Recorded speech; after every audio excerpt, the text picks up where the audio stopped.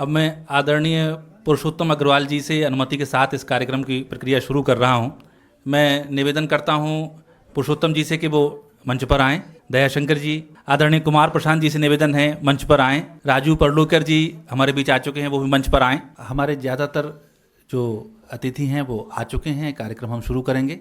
एक सूचना मैं दे दूं कि सुप्रिया सीनेत जी आने वाली थीं, लेकिन असम में भारत जोड़ो यात्रा, जो भारत जोड़ो न्याय यात्रा माननीय राहुल जी की निकल रही है, उस पर कुछ हमला हुआ, कुछ राजनीतिक बात हुई तो उन्हें अचानक जाना पड़ा। तो उन्होंने हम सबसे माफ़ी मांगी है, उनकी ओर से हम आप तक उसे पहुंचाते हैं। और आरफा खानम शेरवानी थोड़ी देर में आने वाली हैं, रास्ते में ही हैं। एक बार सब लोग व्यवस्थित होकर बैठ जाएं तो हम कार्यक्रम शुरू करें। मैं सुधीर जैन साहब से निवेदन करूंगा, एक आप आदरणीय पुरुषोत्तम अग्रवाल जी का स्वागत करें। मैं सविता यादव जी से निवेदन करूंगा कि वो आएं और कुमार प्रशांत जी का स्वागत करें। मैं वकार फातिमा जी से निवेदन करूंगा कि वो आएं और राजू परुलेकर साहब का स्वागत करें।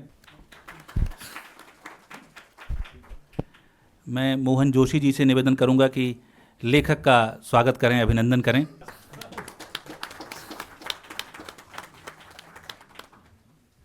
मैं पीयूष बबेले हूं और आज के इस कार्यक्रम का आप सबकी अनुमति से, आदरणीय अग्रवाल साहब की अनुमति से आगाज़ करता हूं।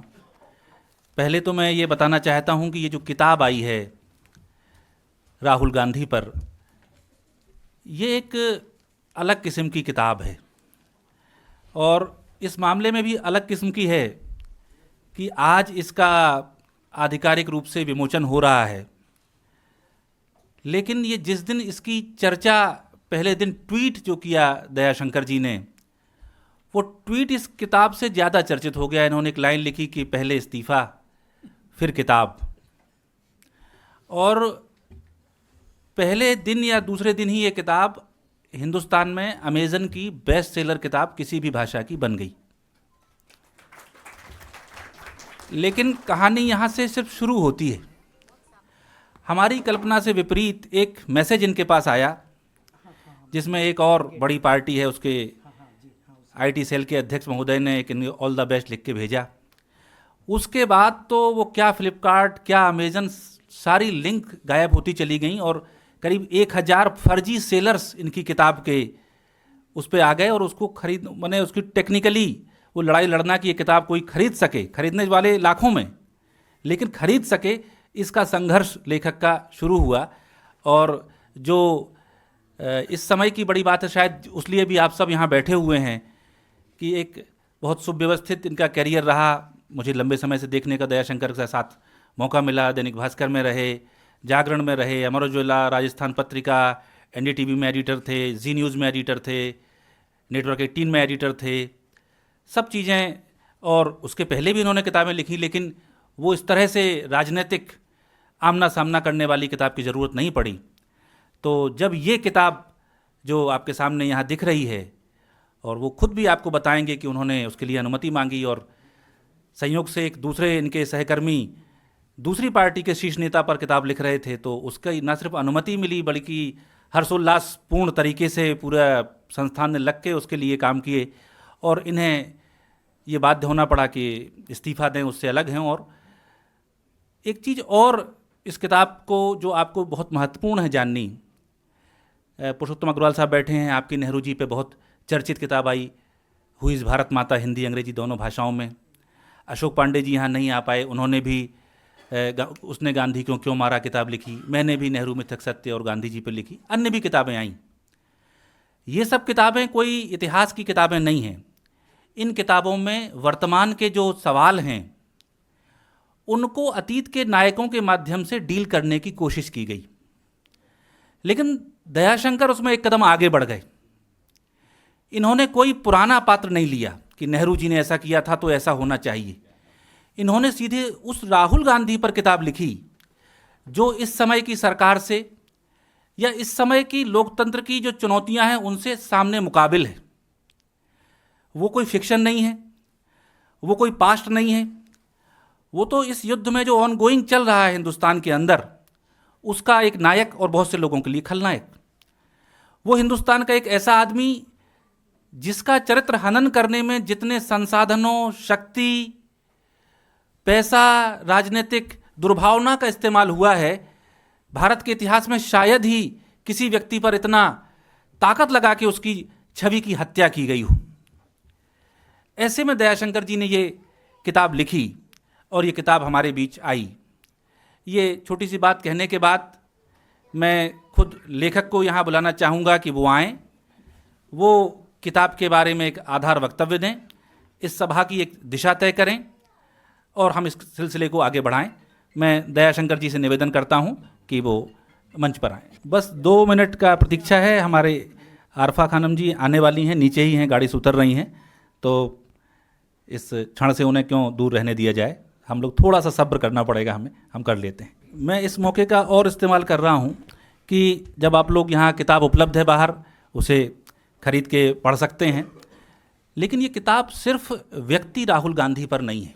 एक बहुत बड़ा हिस्सा राहुल गांधी पर है, लेकिन ये किताब अलग अलग 11-12 खंडों में जाती है। इसमें सिलसिलेवार ये पिछले 10 साल का जो हमारा इतिहास कह लें या वर्तमान कह लें, उसको बुना गया है, रखा गया है और तथ्यों के साथ रखा गया है। तथ्यों के साथ रखने पर मैं इसलिए जोर दे रहा हूँ कि करीब 50 पन्ने तो जो किताब के आखिर में हैं वो रेफरेंस के हैं। माने अगर कोई और समय होता तो इन्हें 2 PhD कम से कम एक किताब पर मिल जाती, जितना शोध इन्होंने किया है। वो सारे रेफरेंस उसमें हैं। कोई मॉब लिंचिंग का मामला आता है हिंदुस्तान में, किसी सांसद की सदस्यता लेने का मामला आता है, या चुनावों को लेकर जो बातें आती हैं वो आती हैं।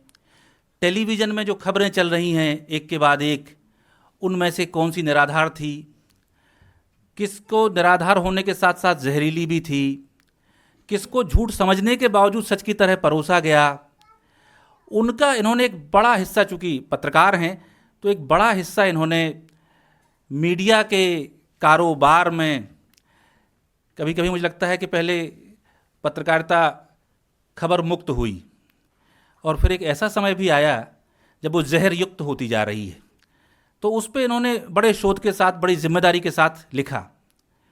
एक और इन्होंने हौसला इसमें दिखाया है कि अदालती जो फैसले हैं या जो अदालत के फैसले जैसे नहीं हैं, क्योंकि एक बड़ी पुरानी बात है कि वो कहा जाता है कि योर जजमेंट जजेज यू एंड डिफाइंस यू। तो उसके माध्यम से भी इन्होंने पेश करके दिखाया है कि क्या न्यायपालिका का तराजू जो न्याय का है और उसके आंखों पर जो पट्टी होती थी वो वैसी ही है या कुछ उसमें संतुलन बिगड़ा हुआ है। कार्यपालिका की बातें भी हैं और एक लंबा सिलसिला उन झूठों का है। झूठ से आशय जैसे अन्ना हजारे का आंदोलन होता है, 2G घोटाला होता है, कोयला घोटाला होता है और उसके जनता के दिमाग पर उसका असर पड़ता है, उसके राजनीतिक जो फल जिसे चाहिए थे वो हासिल करते हैं और बाद में ये कही गई बातें कैसे गधे के सिर से सींग की तरह गायब हो जाती हैं, अदालतों में नहीं पकड़ में आती हैं, उनका कोई बेस नहीं मिलता है। तो हमारे समकालीन जो समय पूरा हमारा चल रहा है, इसमें लोकतंत्र पे कहाँ दाएं से कहाँ बाएं से हमला हो रहा है और ये मजबूरी क्यों हो रही है कि राहुल गांधी पर हमला किया जाए, उन पर सबसे ज़्यादा चोट की जाए। देश में बहुत से नेता हैं, बहुत सी पार्टियां हैं, उन पार्टियों के पास भी वोट हैं, उनके पास सांसद हैं। राहुल गांधी तो कांग्रेस के अध्यक्ष भी नहीं हैं, विपक्ष के नेता भी नहीं हैं और जैसा कि भाजपा अक्सर उनके बारे में कहती है वो तो नॉन सीरियस व्यक्ति हैं। लेकिन एक व्यक्ति को एक तरफ तो आप ऐसे कहते हैं, दूसरी तरफ सारी ताकत लगाकर उसका कद छोटा करने में, उसकी कही हुई बात को तोड़ मरोड़ के पेश करने में आखिर इतने बड़े तंत्र को क्यों लगना पड़ा। और पूरी किताब तो क्या देखें, हम ये कहें कि जो दयाशंकर जी का हमने देखा है अध्ययन क्षेत्र, जिन किताबों का इनके जहन पे बहुत असर है, तो जो किताब दाएं बाएं से इनके दिमाग में घूमती रहती है आजकल, वो जॉर्ज ऑरवेल की मशहूर किताब 1984 जो कि 1948 में लिखी गई थी कि 1984 में दुनिया कैसी होगी, और उसमें एक तानाशाही की कल्पना थी। या इनके कमरे में मैं बैठा हुआ था तो 2 किताबें और इनके पीछे रखी हुई दिखती हैं मुझे, how fascism works and how democracies die. तो उन किताबों में भी और इनकी किताब में भी ये बात आजकल आ रही है कि तानाशाही कोई वैसी होने वाली नहीं है कि एक तानाशाह आएगा घोड़े पे बैठ के, शहर की सड़कों पर टैंक चल रहे होंगे, संविधान को बर्खास्त कर दिया जाएगा, तख्ता पलट हो जाएगा। अब इस तरह की तानाशाहियाँ दुनिया में नहीं आनी हैं। संविधान अपनी जगह रहेगा, संसद अपनी जगह रहेगी, ब्यूरोक्रेसी अपनी जगह रहेगी, सांसद भी काम करेंगे, सामाजिक धार्मिक आयोजन भी होते रहेंगे, लेकिन उस संविधान के अंदर से उसकी आत्मा निकाल ली जाएगी और उसके प्रावधानों का इस्तेमाल इस तरीके से किया जाएगा कि वो संविधान की मूल भावना के खिलाफ काम करने लगे। बहुत से मामले हम लोग देख रहे हैं, कईयों को हम समझ पाते हैं, कईयों में हम दुविधा में रहते हैं। दयाशंकर जी ने विषयवार वस्तुनिष्ठ तरीके से हमारी उस दुविधा को दूर करने की कोशिश की गई है। जैसे धारा 370 का मामला एक बिल्कुल टेक्स्ट बुक एग्जाम्पल है। धारा 370 संविधान की अस्थायी धारा थी, उसे बनाते समय कहा गया था कि ये हटाई जा सकती है, लेकिन उसकी हटाने की एक प्रक्रिया थी, हट गई, वो कानूनी रूप से हट गई। लेकिन ये विडंबना देखिए कि एक कश्मीरी को उस पर हाँ या ना कहने का मौका नहीं दिया गया। वो हटनी थी कश्मीर की संविधान सभा की सहमति से। कश्मीर की संविधान सभा जब खत्म हो गई आज़ादी के बाद, तो वहाँ की विधानसभा हो गई। तो विधानसभा में कश्मीर की जनता के चुने हुए प्रतिनिधि होते और वो अपनी बात कहते, तो विधानसभा भंग हो गई। उसका प्रतिनिधि रिप्रेजेंटेटिव हो गया राज्यपाल, जो कि कश्मीर का नागरिक नहीं है। तो कहने को कानून की प्रक्रिया, संविधान की प्रक्रिया का पूरा पालन हुआ है, कोई भी कोर्ट उसे उचित कहेगा, लेकिन जिस नैतिकता के साथ, जिस कल्याणकारी राज्य की कल्पना के साथ वो चीज़ें होनी चाहिए थी, वो नहीं होती हैं। तो इन गंभीर विषयों को दयाशंकर जी ने बहुत शिद्दत से उसको देखा, और मैंने देखा कि एक बात को इन्होंने 10-10 जगह से क्रॉस चेक किया कि ये कैसे जा रही है। ये खासकर से आलू से सोना बनाने वाला एक जो जुमला चलता है राहुल गांधी के नाम पर, थोड़ा बहुत मुझे भी पता था, लेकिन इन्होंने जितना उसको निकाला और फिर ये भी बताया कि ये सिर्फ चल नहीं गया, चलता रहे, इसके लिए क्या क्या मेहनत करनी है वो कैसे की गई। ऐसे ही एक और जिक्र इन्होंने बड़ा महत्वपूर्ण किया है कि प्रेस क्लब में राहुल गांधी आए और उन्होंने एक कानून का कागज़ फाड़ दिया, जिसको लिए के कहा गया कि इन्होंने तो डॉक्टर मनमोहन सिंह का अपमान कर दिया। मैं भी बहुत समय तक उस बात को वही समझता था। इन्होंने बताया कि नहीं, वो दूसरा कागज़ था और वो खबरें अलग चली और खबरें कहाँ से कहाँ चलती जा रही हैं। लेटेस्ट उदाहरण इन्होंने हमें केरल का सुनाया कि वहाँ पर कांग्रेस पार्टी के कार्यालय पर कुछ लोगों ने हमला किया और राहुल गांधी ने ये कहा कि वो बच्चे हैं, मैं उन्हें माफ़ करता हूँ। उस बात को एक बड़े चैनल ने कुछ आतंकवादियों को छोड़ने से या किसी आतंकवादी घटना से जोड़ के कहा कि राहुल गांधी ने कह दिया है कि हम इन्हें माफ़ करते हैं। मैं आरफा जी का स्वागत करता हूँ। तो ये छोटी छोटी बातों को, जिन्हें हम छोटी कह सकते हैं, असल में हैं बहुत बड़ी, वो सारी बातें इस किताब में हमें दिखाई देंगी। आरफा जी भी आ गई हैं, हमारा पैनल पूरा आ चुका है। तो जो पहला सोपान है इस कार्यक्रम का, पुस्तक विमोचन का, हम अब शुरू करते हैं। एक पुस्तक और, एक लेखक का आदेश और है कि पहले हम आरफा जी का स्वागत करें और उसके बाद तो मैं रेखा जी से निवेदन करूंगा कि वो आरफा जी का स्वागत करें।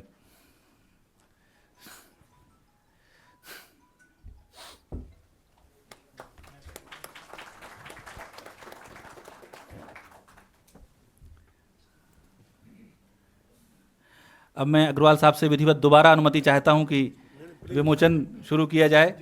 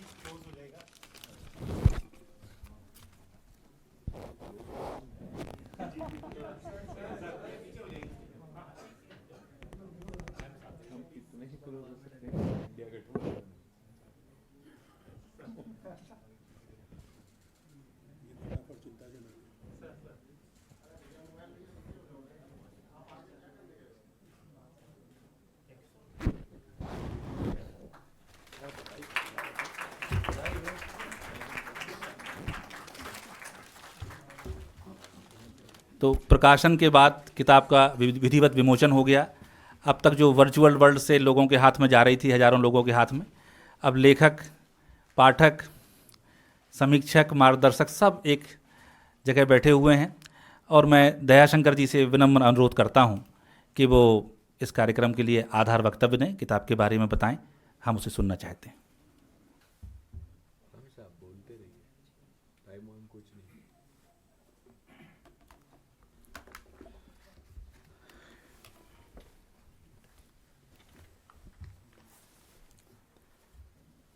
इस कार्यक्रम की अध्यक्षता कर रहे आदरणीय पुरुषोत्तम अग्रवाल सर, ये मेरे लिए बहुत नर्वस करने का मौका है, क्योंकि जिनकी किताबें हम पढ़ते थे, जिनको हम सुन रहे हैं, अब वो जब उस प्रोग्राम की अध्यक्षता कर रहे हैं और आपको उनके सामने कुछ बोलना हो, तो मुझे ज़्यादा तो कला की समझ नहीं है, लेकिन जैसे मैं ये देखता हूँ कि जब कोई नया बच्चा उस्ताद के सामने आता है तो पहले वो माफ़ी मांग लेता है। तो मैं उनसे पहले ही बहुत सारी चीज़ों के लिए मैं एक माफ़ी मांगते हुए अपनी शुरुआत करूँगा। आदरणीय कुमार प्रशांत जी हमारे साथ हैं, आरफा जी हैं जिन्होंने इस किताब के शुरू में जिन लोगों ने बातचीत मुझसे की और जिन्होंने एक तरीके से इस पूरी बात को सामने लाने के लिए मुझे हौसला दिया, वो हमारे साथ आ चुकी हैं। राजू प्रोलेक्टर साहब हैं, जिनका नाम मैं गलती लेता हूं तो मैं फिर से माफ़ी मांग लूँगा। मैं अभी अपनी बात शुरू करने से पहले यहाँ और भी कुछ लोग हैं जो मुझे अभी याद आ रहे हैं या जिनका जिक्र मैं करके बातचीत के सिलसिले को आगे बढ़ाना चाहूँगा। अतुल चौरसिया हैं यहाँ, जिनको आप न्यूज़ लॉन्ड्री में देखते हैं, वो किताब की शुरुआती बातचीत में जुड़े थे और उन्होंने भी एक तरीके से मैं कहूँगा कि वो मेरे साथ उस शरीके बेइज्जती का हिस्सा बने कि कई लोगों ने कहा कि किताब छापेंगे, भेजो, और फिर एक लंबी कहानी है वो। फिर कभी यहाँ मीना कोटवाल हैं जो लगातार इस पूरी प्रक्रिया में हमारे साथ रहीं, और बहुत सारे लोग हैं। सुधीर जैन साहब हैं जो इंडियन एक्सप्रेस के जर्नलिस्ट हैं और हमारे मेंटोर की तरह हैं, और बहुत सारे लोग हैं। मैं बहुत उस प्रक्रिया में फिर हम कभी बात करेंगे। बस ये है कि मैं अचानक से एक नई दुनिया में पहुंच गया हूं। ये जो 22 नवंबर की तारीख है वो मेरे लिए, मेरी ज़िंदगी में एक बहुत महत्वपूर्ण तारीख है। सच पूछिए तो अभी मैं संभलने की कोशिश कर रहा हूं उस 22 नवंबर से पहले के दयाशंकर में और 23 नवंबर के दयाशंकर में। इस हॉल में ज़्यादातर लोग वो बैठे हैं जो 23 नवंबर के बाद दयाशंकर से मिले हैं। 5 जनवरी 2020 की एक शाम थी और वो यही इंडिया इंटरनेशनल सेंटर था और मेरी एक दूसरी किताब का कार्यक्रम था, और उसमें जितने लोग मौजूद थे उसमें से लगभग 90% लोग यहाँ नहीं हैं। उसमें से 90% लोग यहाँ नहीं हैं क्योंकि शायद वो जो 22 नवंबर तक का दयाशंकर था वो नहीं है। तो ये 22 नवंबर को क्या हुआ, कैसे हुआ, आप लोग देख चुके हैं, इंटरव्यूज़ में बात कर चुके हैं। केवल इतनी बात है, और बहुत सारे लोगों ने मुझसे पूछा, मैं इस मौके में आपको बताना चाहता हूँ क्योंकि अलग अलग लोग बात कर रहे थे। ज़्यादातर लोगों ने मुझसे पूछा कि इस किताब के कवर पर राहुल गांधी की तस्वीर क्यों है, क्योंकि किताब राहुल गांधी की जीवन गाथा नहीं है। ये कोई राहुल गांधी का जीवन चरित्र पेश नहीं करती है।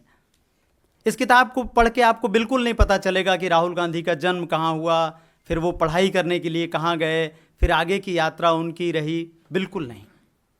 ये किताब राहुल गांधी के लोकतंत्र के लिए, संविधान के लिए संघर्ष का एक दस्तावेज है। एक कोशिश की गई है कि पिछले 10 साल में जो लोकतंत्र और संविधान पर अंधेरा फेंकने की कोशिश की जा रही थी, तो उसको कौन कौन लोग उसको, उस अंधेरे को दूर करने का काम कर रहे हैं। एक लंबी लिस्ट है, लंबी सूची है। उसमें पत्रकार शामिल हैं जो अपने तरीके से काम कर रहे हैं। उसमें हमें याद रखना पड़ेगा कि अभी 1984 का जिक्र हो रहा था, फादर स्टेन स्वामी का जिक्र करना बहुत ज़रूरी है। हम कैसे लोकतंत्र में आ गए हैं जहां हमारी पूरी व्यवस्था एक 80-85 बुजुर्ग साल के व्यक्ति को एक स्ट्रॉ देने से मना कर देती है। सिद्धिकप्पन एक ऐसा मामला जहां बिना कुछ लिखे एक जर्नलिस्ट को गिरफ्तार कर लिया जाता है। उमर खालिद, मुझे लगता है, मैं इसलिए कह रहा हूं क्योंकि अगर ये सब लोग नहीं होते तो शायद किताब के सिलसिले आगे नहीं बढ़ते। हम भूल गए हों या हमारी स्मृति में हो रोहित वेमुला। तो दो चीजें एक साथ चल रही हैं। एक तरफ एक घुटन है, एक तरफ यह है कि आप जो मैं लिख के दूंगा आप वो बोलेंगे। दूसरी तरफ बात है कि अगर आपने कुछ सोच लिया खुद से तो वो अपराध है। तो बात केवल ये नहीं है कि क्या हमको पसंद है, बात केवल ये है कि केवल राजा के हिसाब से बोलने से काम नहीं चलेगा।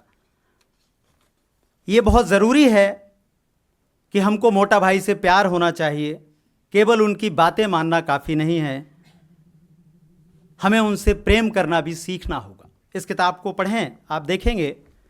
लेकिन मैं बहुत ख़ास गुजारिश कर रहा हूँ कि आप में से इस किताब को आप लोग ज़रूर पढ़िएगा, क्योंकि शायद ये किताब नहीं होती तो ये दूसरी वाली किताब, ये किताब भी शायद मुझे लिखने में कुछ परेशानी आती। तो मैं ज़रूर चाहूँगा कि आप में से, ये किताब अंग्रेज़ी और हिंदी में उपलब्ध है, इस किताब के अनुवादक भी इस कार्यक्रम में आमंत्रित हैं। अगर वो, मुझे नहीं पता कि अभी मैं उनको देख नहीं पा रहा हूँ कि वो आए हैं कि नहीं आए हैं। तो ये जो जॉर्ज ऑरवेल ने जो बात 75 साल पहले कही थी, वो बिल्कुल घटने की तैयारी में मैंने कम से कम एक हिस्से में उसको बहुत शिद्दत से देखा कि कैसे इस जॉर्ज ऑरवेल का एक जो किरदार है उसका नाम विंस्टन है। तो विंस्टन के सामने चुनौती ये है कि अगर वो यहाँ सामने की सीट पर बैठा है तो उसके पीछे वाला व्यक्ति ये समझ जाता है कि विंस्टन क्या सोच रहा है। मैं 20-22 साल से मीडिया में हूँ, हमने पिछले अलग अलग सरकारें देखी हैं, लेकिन पिछले 5-7 साल में एक चीज़ जो मैंने देखी कि जो हम सोच रहे हैं उसको कोई देख ले रहा है। पता नहीं कैसे किसी को पता चल जाता है कि वो क्या चीज़ है जो हमारे जानने से पहले कोई जान जाता है। वो क्या चीज़ है जो सारी जगह पर एक जैसी है। तो मैंने ये पाया कि अब बोलना बहुत ज़रूरी है। जब न्यूज़ रूम में राहुल गांधी का एक ही मतलब है कि वो खबर राहुल गांधी को खलनायक के रूप में पेश करने वाली हो, तब वो स्टोरी है। राहुल गांधी पर स्टोरी का मतलब ही है उस खबर में कुछ ना कुछ राहुल गांधी के लिए नकारात्मक होना चाहिए। उसमें कोई ऐसी चीज़ आप ढूंढ के लाएं जो राहुल गांधी को विलन बता दे। अब आप ये काम कितने दिन तक करेंगे? रोज सुबह 9:30 बजे आप ये काम शुरू करेंगे और रात को 11 बजे उस काम को ख़त्म करेंगे। और इस काम को करने वाले जो लोग हैं उसको हम न्यूज़ रूम कहते हैं। तो मेरी जो परेशानी थी वो ये थी कि इसको मैं कब तक टालूं। आज टाल दूं कि EMI आने वाली है, कल टाल दूं कि बच्चों की फीस आने वाली है। और मैंने देखा कि सारे न्यूज़ रूम में यही बात होती है। किसी ने कहा कि मैं तो ये छोड़ दे, मैं तो बोलना चाहता हूं लेकिन मेरे माता पिता बुजुर्ग हैं। किसी ने कहा कि मैं तो चाहता हूं कि आज ही बोल दूं लेकिन मेरे बच्चे छोटे हैं। किसी ने कहा कि मैं तो सोचता हूं कि बिल्कुल तुरंत आज ही सब लिख दूं, लेकिन वो EMI 5 तारीख को EMI कटती है, 2 तारीख को सैलरी आती है। तो ये 2 से 5 के बीच में बड़ी दिक्कत है, क्योंकि हम सब चाहते हैं। मैं आगे जो कुछ कहने वाला हूं बहुत जिम्मेदारी से कह रहा हूं, क्योंकि इस कार्यक्रम में मेरे बच्चे भी बैठे हैं और आमतौर पर जब हम बात करते हैं तो बहुत सारी बातें हम सोचते हैं कि बच्चों के सामने ना करें। लेकिन मुझे लगता है कि जॉर्ज ऑरवेल ने तो जो 75 साल पहले लिख दिया था उसको हम लोगों ने नहीं पढ़ा, लेकिन इस सत्ता ने पढ़ लिया और उसको पता चल गया कि ये मैकेनिज्म क्या है और लोगों के दिमागों पर कैसे कब्जा किया जा सकता है। इस किताब में एक शब्द का इस्तेमाल है, तानाशाही। मुझे लगता है थोड़ी सी गड़बड़ी लेखक से यहाँ हुई, क्योंकि ये तानाशाही से एक कदम आगे बढ़ गई है बात। आदरणीय पुरुषोत्तम अग्रवाल जी हैं, तो वो तो विशेषज्ञ हैं, वो बताएंगे। लेकिन जिसको हम तानाशाही कहते हैं, दरअसल वहाँ पर बात होती है कि जो राजतंत्र है या जो राजा है वो आपको शारीरिक रूप से कैद में कर लेता है। वो आपको आदेश देता है कि आपको ऐसे करना है, आप इस तरीके से काम करेंगे, इस तरीके से आप सोचेंगे, आप इस तरीके से मेरी तारीफ करेंगे, आपको ऐसे ही तारीफ करनी है। तो जो तानाशाही है वो आप पर नियंत्रण है। लेकिन तानाशाही से बात आगे निकल गई है, बात चली गई है जिसको हम कहते हैं ये सर्वसत्तावादी बात हो गई है या सर्वाधिकारवादी बात हो गई है, जिसके बारे में जर्मन फिलोसफर ने, हन्ना एरेंट ने जो है 90s में ये बात बताई है कि कैसे सरकार आपकी चेतना पर कब्जा कर लेती है। और फिर यहाँ हम लोग सब लोग जानते हैं, विद्वान लोग बैठे हुए हैं, जिसको हम कहते हैं कि स्टॉकहोम सिंड्रोम, कि जिसने हम पर कब्जा किया है हमें उससे प्यार हो जाता है। तो ये एक अजीब सी स्थिति लोकतंत्र में है कि 80 करोड़ लोग दोनों टाइम के राशन के लिए जिस सत्ता पर निर्भर हैं, और उनकी स्थिति है कि उनकी भोजन से आगे वो सोच नहीं पा रहे हैं और तमाम बंदिशों में हैं हम, लेकिन हमें उससे प्यार हो जाता है। हमें लगता है कि नहीं, ये जो कह रहा है वो बात ठीक है। तो एक ऐसी जगह हम आ गए हैं जहां पूरे हमारे दिमागों पर एक पूरा का पूरा नियंत्रण है, एक पूरी की पूरी ऐसी व्यवस्था है जो आपको लगातार वॉच कर रही है। तो जब उसने पूरा कब्जा कर लिया है तब सब लोग एक ही सुर में बोल रहे हैं। राहुल गांधी इस किताब के नायक इसलिए हैं क्योंकि वो चक्रव्यूह को भेदने के लिए उतरे हैं। हमने अभिमन्यु की कथाएं तो बहुत पढ़ी हैं, हमें नहीं पता कि इस लड़ाई का अंजाम क्या होगा, लेकिन कोई अभिमन्यु बनने को राजी भी तो हो। क्योंकि जब सवाल 20 करोड़ मुसलमानों का आएगा तो हमें चिंता हो जाती है कि क्या जो हम ये कहेंगे ये वोट बैंक में कहां जाएगा। तो नेता चुप हो जाता है। जब भारत जोड़ो यात्रा की बात आती है तो बात ये आती है कि नहीं, ये इस राजनीति में फिट नहीं बैठेगा। आप देखिए कि आपका मीडिया क्या दिखा रहा है। जब भारत जोड़ो यात्रा चल रही है, मीडिया दिखा रहा है कि इससे वोट नहीं आएगा, मीडिया दिखा रहा है कि इससे कांग्रेस पार्टी जीतेगी नहीं। क्या लोकतंत्र का अर्थ चुनाव जीतना है? क्या राजनीति का अर्थ अंततः किसी भी प्रकार से जीत हासिल कर लेना है? मेरी अपनी जो समझ है वो कहती है कि राजनीति का अर्थ है कि जो लोकहित है उसकी बात करना, जो संविधान और लोकतंत्र के मूल्य हैं उसकी बात करना। तो ये जो सारा चक्रव्यूह है इसको कौन तोड़ेगा? हमें कोई तोड़ता हुआ इस 10 वर्ष में नजर नहीं आता। एक आदमी नजर आता है जिसे मैं देखता हूं, और वो राहुल गांधी है। और ये वही राहुल गांधी है जिसे सत्ता ने खारिज कर दिया है, बता दिया है कि बेकार आदमी है, नकारा आदमी है, ये किसी काम का नहीं है, इसको कोई समझ नहीं है। जब वो आदमी इतना नकारा है तो उस पर जब आप किताब लिख रहे हैं तो आपको तो मजाक उड़ाना चाहिए था कि अरे दयाशंकर, तुमने ये किताब लिख के क्या काम किया, फालतू टाइम खराब किया। लेकिन आपको किस बात का डर है? और ये डर दो तरफा है, आप थोड़ा ध्यान दीजिए। ये एक डर राजनीति का है, दूसरे जो लोग मीडिया चला रहे हैं उनके बोर्ड रूम में जो लोग हैं उनका क्या डर है? वो ऐसे बच्चे की तरह बिहेव कर रहे हैं जो पापा की डांट के बिना ही रोने लगा हो, या जिसको बता दिया जाए कि पापा को ये बात अच्छी नहीं लगेगी इसलिए वो अपने हाथ पांव तोड़ ले।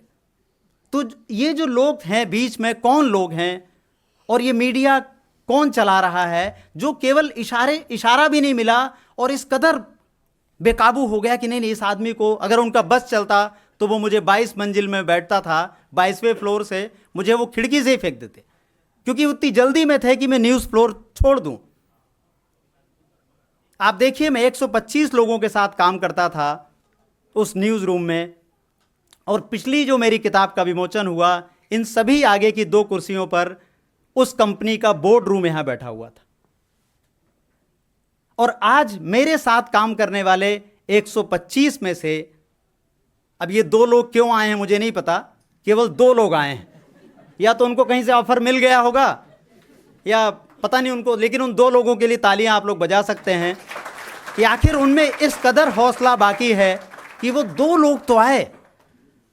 मुझे तो वो, मैंने कहा ना कि पिछली किताब से 90% ऑडियंस बदला हुआ है, लेकिन वो 2 लोग आए हैं और वो बाकी 123 लोगों ने मुझे मैसेज भेजे कि आपने ये क्या कर दिया, आपने अपने साथ हमारा जीवन भी खतरे में डाल दिया, बर्बाद कर दिया। तो ये राहुल गांधी की राजनीति आखिर क्या है, जिसमें मीडिया कहता है कि उसमें वोट नहीं आएगा, जिसमें वो कहता है जब वो निकल पड़ते हैं यात्रा पर तो हर चीज का पैमाना लोकतंत्र में वोट हो गया है। तो राहुल गांधी पर इल्जाम यह है कि वो जो करते हैं उससे वोट नहीं आता, और हमेशा ये कहा जाता है कि राजनीति कैसी हो रही है, और मेरी अपनी समझ में जब वो राजनीति करने चलते हैं तो मीडिया उनको बताने लगता है बाकी लोगों को कि दरअसल ये कैसे उल्टी दिशा में जा रहे हैं। मैं आप में से मौजूद सभी लोगों से विनम्रता पूर्वक ये एक चुनौती देना चाहता हूं, इस चुनौती को अपने लोगों तक पहुंचाइए। राहुल गांधी का एक भाषण लेकर के आइए जिसमें नफरत हो, एक भाषण ले आइए। और बहुत सम्मान के साथ मैं पुकारना चाहूंगा कि आदरणीय प्रधानमंत्री और उससे उनके जो दूसरे व्यक्ति हैं उनका कोई एक भाषण ले आइए जिसमें संविधान और लोकतंत्र के लिए मोहब्बत हो। आप इसे स्वीकार कीजिए। एक नागरिक के रूप में यह चुनौतीपूर्ण समय हमारे लिए है कि कोई भी हमको कह देता है और हम उस पर रिएक्ट नहीं करते। आपको पता है कि मेरे परिवार से, मेरे अपने परिवार से एक व्यक्ति इस कार्यक्रम में मौजूद नहीं है। ये उस तानाशाही की सफलता है, क्योंकि लोगों को लगता है कि आप ऐसा क्या काम कर रहे हैं और आपने ऐसा क्या कर दिया जिससे हमारे परिवार पर संकट आ जाएगा। जिस कॉलोनी में मैं रहता हूं उस कॉलोनी में लोगों ने एक प्रकार से मुझे धमकियां दी हैं। मैं उत्तर प्रदेश में ही रहता हूं, गाजियाबाद में ही रहता हूं। उस RWA कॉलोनी में लोग मुझसे कह रहे हैं कि आप पागल हो गए, आप ये क्या किताब है, ये किताब क्यों जा रही है। लेकिन खुशी की बात है कि 2-4 पड़ोसी भी थे और उन्होंने भी बहुत हिम्मत दिखाई, वो कार्यक्रम में भी आ गए। ये वो 2 लोगों की तरह हैं जैसे आए हैं और 2-4 पड़ोसी भी आ गए, जैसे आप सब लोग आए हैं।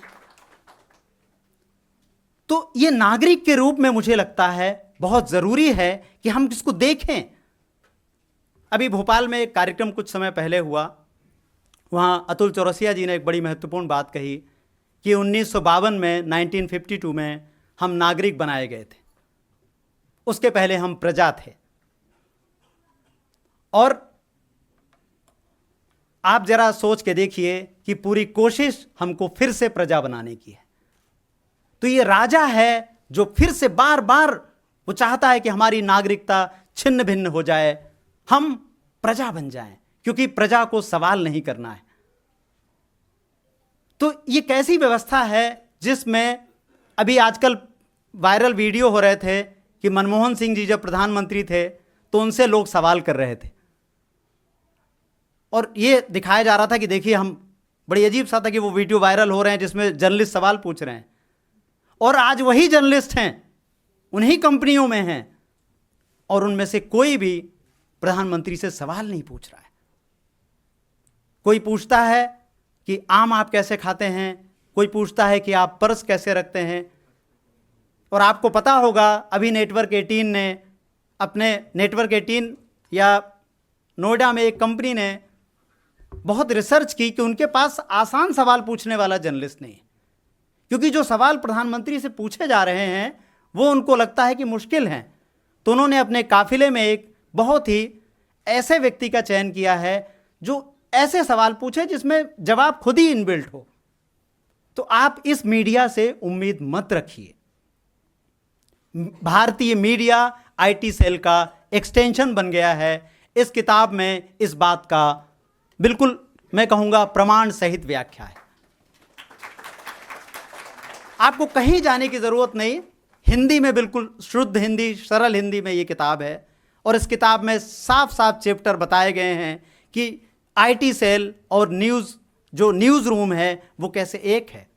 अभी पीयूष जी ने बताया कि जब ये किताब अमेज़न पर आई तो मुझे आईटी सेल के मुखिया का एक संदेश प्राप्त हुआ जिसमें किताब के लिए शुभकामना दी गई थी, और वो ऑन रिकॉर्ड कह रहा हूँ मैं आपसे। और जिस दिन से ये मैसेज आया उस दिन से मेरी ज़िंदगी बिल्कुल एकदम पलट गई, क्योंकि अलग तरीके से ट्रोलिंग शुरू हो गई और वो किताब के लिए इतनी क्वेरी आ रही थी, लेकिन किताब कहीं उपलब्ध नहीं थी। ये भारत में अपने तरीके का एक अद्भुत मामला है कि किताब का लेखक भी मैं हूँ, प्रकाशक भी मैं हूँ, डिस्ट्रीब्यूटर भी मैं हूँ, सब कुछ मैं हूँ इस किताब का, और कोई दूसरा नहीं है। केवल वो प्रेस में जहाँ छापते हैं वो प्रेस मेरी नहीं है, प्रेस किसी और की है। लेकिन कौन लोग हैं जो 650 लोग इस किताब को बेच रहे हैं? ऐसा मुझे तो अभी तक कहीं कोई नहीं बता पाया। हमने अमेज़न से सब कुछ कोशिश कर ली, लेकिन हमें कोई उत्तर नहीं मिलता है। आपको ध्यान रखना चाहिए कि इसके कुछ समय पहले नेटफ्लिक्स और अमेज़न पर एक तांडव नाम की वेब सीरीज को लेकर पूरा चर्चा हुआ था, पूरा किस्सा हुआ था। तो हमें ये जरूर सोचना चाहिए कि आखिर कौन है जो ये सब रच रहा है। और राहुल गांधी पर एक बात बहुत अच्छे से समझिए, क्योंकि इस देश के जिनको हम प्रबुद्ध कहते हैं, जिनको हम पढ़े लिखे कहते हैं, वो सब लोग जिन पर आप भरोसा करते हैं, चाहे वो आपके ब्यूरोक्रेट्स हों, चाहे वो आपके शिक्षक हों, किसी भी बिरादरी के लोग, तमाम लोगों ने बिना पढ़े लिखे एक आदमी को फांसी पर लटका दिया, एक आदमी को खलनायक मान लिया। तो ये पूरा का पूरा काम बिना मीडिया के नहीं हो सकता था। इसलिए इस किताब में आप मीडिया को विस्तार से पढ़ेंगे, देखेंगे, और उन सभी संस्थाओं के बारे में जिन संस्थाओं पर लोकतंत्र के निर्माण की जिम्मेदारी है, जिसमें न्यायपालिका है।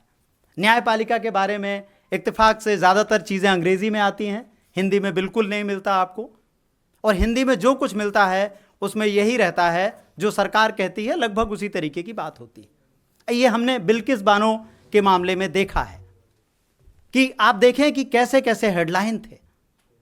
तो उन सभी सवालों को, जो सारे के सारे सवाल आप तक पहुंचने चाहिए, मीडिया किसके इशारे पर गायब कर देता है, और जो उनसे सवाल करता है वो सवाल करता केवल एक है। इसलिए इस किताब के कवर पेज पर राहुल गांधी है। पीयूष जी ने पहले कहा कि अलग अलग किरदारों पर किताब आई है, लेकिन हमने ऐसे हंगामे पहले नहीं देखे, क्योंकि वो लोग वर्तमान सत्ता के शत्रु नहीं हैं, वो इतिहास की प्रेरणा हैं। तो हमें ये सोचना चाहिए, हमें ये समझना चाहिए कि आखिर क्यों राहुल गांधी पर सत्ता इतनी हमलावर है और राहुल गांधी का कंट्रीब्यूशन क्या है। केवल 2-3 बातें आखिर में कह के मैं अपनी बात समाप्त करूंगा। पहली बात ये कि एक पीयूष जी का किस्सा है, मैं उससे थोड़ी सी बात उधार ले रहा हूँ। आप लोगों ने सुना होगा, एक यूनान के देवता हैं, यूनान में देवता माने जाते हैं जिनको प्रोमेथियस कहते हैं, या प्रमथ्यू की कहानी कहते हैं। तो प्रमथ्यू के बारे में आप सब लोगों ने सुना होगा, जिन लोगों ने ना शायद सुना हो। तो वो स्वर्ग में रहते थे और नीचे धरती में लोगों को देखते थे कि किस तरह, तब तक ये था कि धरती पर आग नहीं आई थी, तो वो ये देखते थे कि आग के बिना कैसी ज़िंदगी होगी। तो आग के बिना आप कल्पना कर सकते हैं हम लोग, क्योंकि अभी तो हम लोग यहाँ अंदर बैठे हैं और फिर भी किसी के हम में से कई लोगों को सर्दी लग रही है। तो आग के बिना हमारी ज़िंदगी क्या थी। तो इनको लगा कि ये क्या करना चाहिए इसमें। तो आप जानते हैं कि आग पर तो देवताओं का कॉपीराइट था, तो उन्होंने कॉपीराइट को चुरा के और धरती में इंसानों की बस्ती में आग दे दी। जब पूरा इन्वेस्टिगेशन हुआ तो पता चल गया कि भाई कैसे आग चुराई गई स्वर्ग से। तो उनको जाहिर है उनको सज़ा मिलनी थी। तो उनको क्या सज़ा मिली? देवता होने के नाते वो मारे तो जा नहीं सकते थे, तो उनको सलीब पर लटका दिया गया, जैसे आप ईसा मसीह को देखते हैं, और उनके कंधे पर एक गिद्ध बैठा दिया गया। तो गिद्ध दिन भर उनका मांस खाता रहता था। और चूंकि देवता थे तो रात को जब गिद्ध सो जाता था तो वो ऑटोमेटिक रिकवर हो जाता था। तो हर दिन की एक नई यातना थी। तो जिसने इंसानों को आग दी उसका तमाशा लोग देखते थे, आते थे और उसी आग के किनारे खड़े होकर उत्सव मनाते थे। मुझे लगता है कि आग देने का काम करना, दुनिया को रोशनी देने का काम करना, लोकतंत्र को रोशनी देने का काम करना कुछ इसी तरीके का चैलेंजिंग है। और राहुल गांधी उन मूल्यों की बात कर रहे हैं जो हमारी चेतना से बिल्कुल बिल्कुल गायब हो चुके हैं। इसलिए हमको लगता है कि जो राहुल गांधी बात कर रहा है ना, वो पॉलिटिक्स नहीं है, वो बात समझ में नहीं आ रही है, उससे वोट नहीं आएगा। तो हम अपनी जिंदगी के बारे में नहीं सोच रहे हैं, हम डेमोक्रेसी के बारे में नहीं सोच रहे हैं, हम संविधान के बारे में नहीं सोच रहे हैं। हम सोच रहे हैं जीत हार के बारे में, या हम सोच रहे हैं कि हमारा भाई किस पार्टी में है, उस पार्टी की सत्ता बनेगी तो हम कम से कम पार्षद तो बन ही जाएं, एक नगर निगम का ठेका तो हमको मिल ही जाएगा। लेकिन ये जो पॉलिटिक्स हो रही है उससे हमको कुछ हासिल नहीं होगा। तो मुझे लगता है कि हमको इस हासिल से थोड़ा आगे बढ़ के देखने की ज़रूरत है और इस महान देश की उस विरासत को संभालने की ज़रूरत है जो नेहरू, गांधी, बाबा साहब अम्बेडकर और दूसरे शहीदों की लंबी परंपरा से जो हमको आज़ादी मिली है उसको संभालना ज़रूरी है। मैंने आप सबका वक्त शायद थोड़ा जो मुझे अलॉट हुआ था थोड़ा ज़्यादा वक्त लिया। बस मैं आपसे यही कहूँगा कि इस किताब की आप खूब आलोचना करें, खूब बुराई करें, लेकिन इससे पहले एक बार उसे ज़रूर पढ़ें और ये जानने की कोशिश करें कि कौन है जो लोकतंत्र पर अंधेरा फेंक रहा है और कौन है जो आग की कोशिश कर रहा है, और उस पूरी कोशिश में जिसके हाथ जल रहे हैं। अब हमको अपना चुनाव करना है कि हम किस तरफ खड़े हैं। बहुत बहुत धन्यवाद।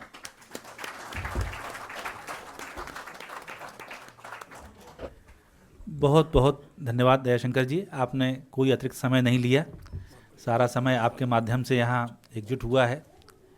मैं अगले वक्ता को बुलाने से पहले उनके परिचय की रूपरेखा दे दूं। इस किताब में पहला जो चैप्टर है वो अन्ना आंदोलन और उस समय के आसपास से है, और ये भी संयोग है कि कांग्रेस पार्टी के खिलाफ जो प्रोपेगेंडा बनते चले गए उसमें उसकी एक बड़ी भूमिका है। दयाशंकर जी ने पहले अध्याय में उसे लिया है।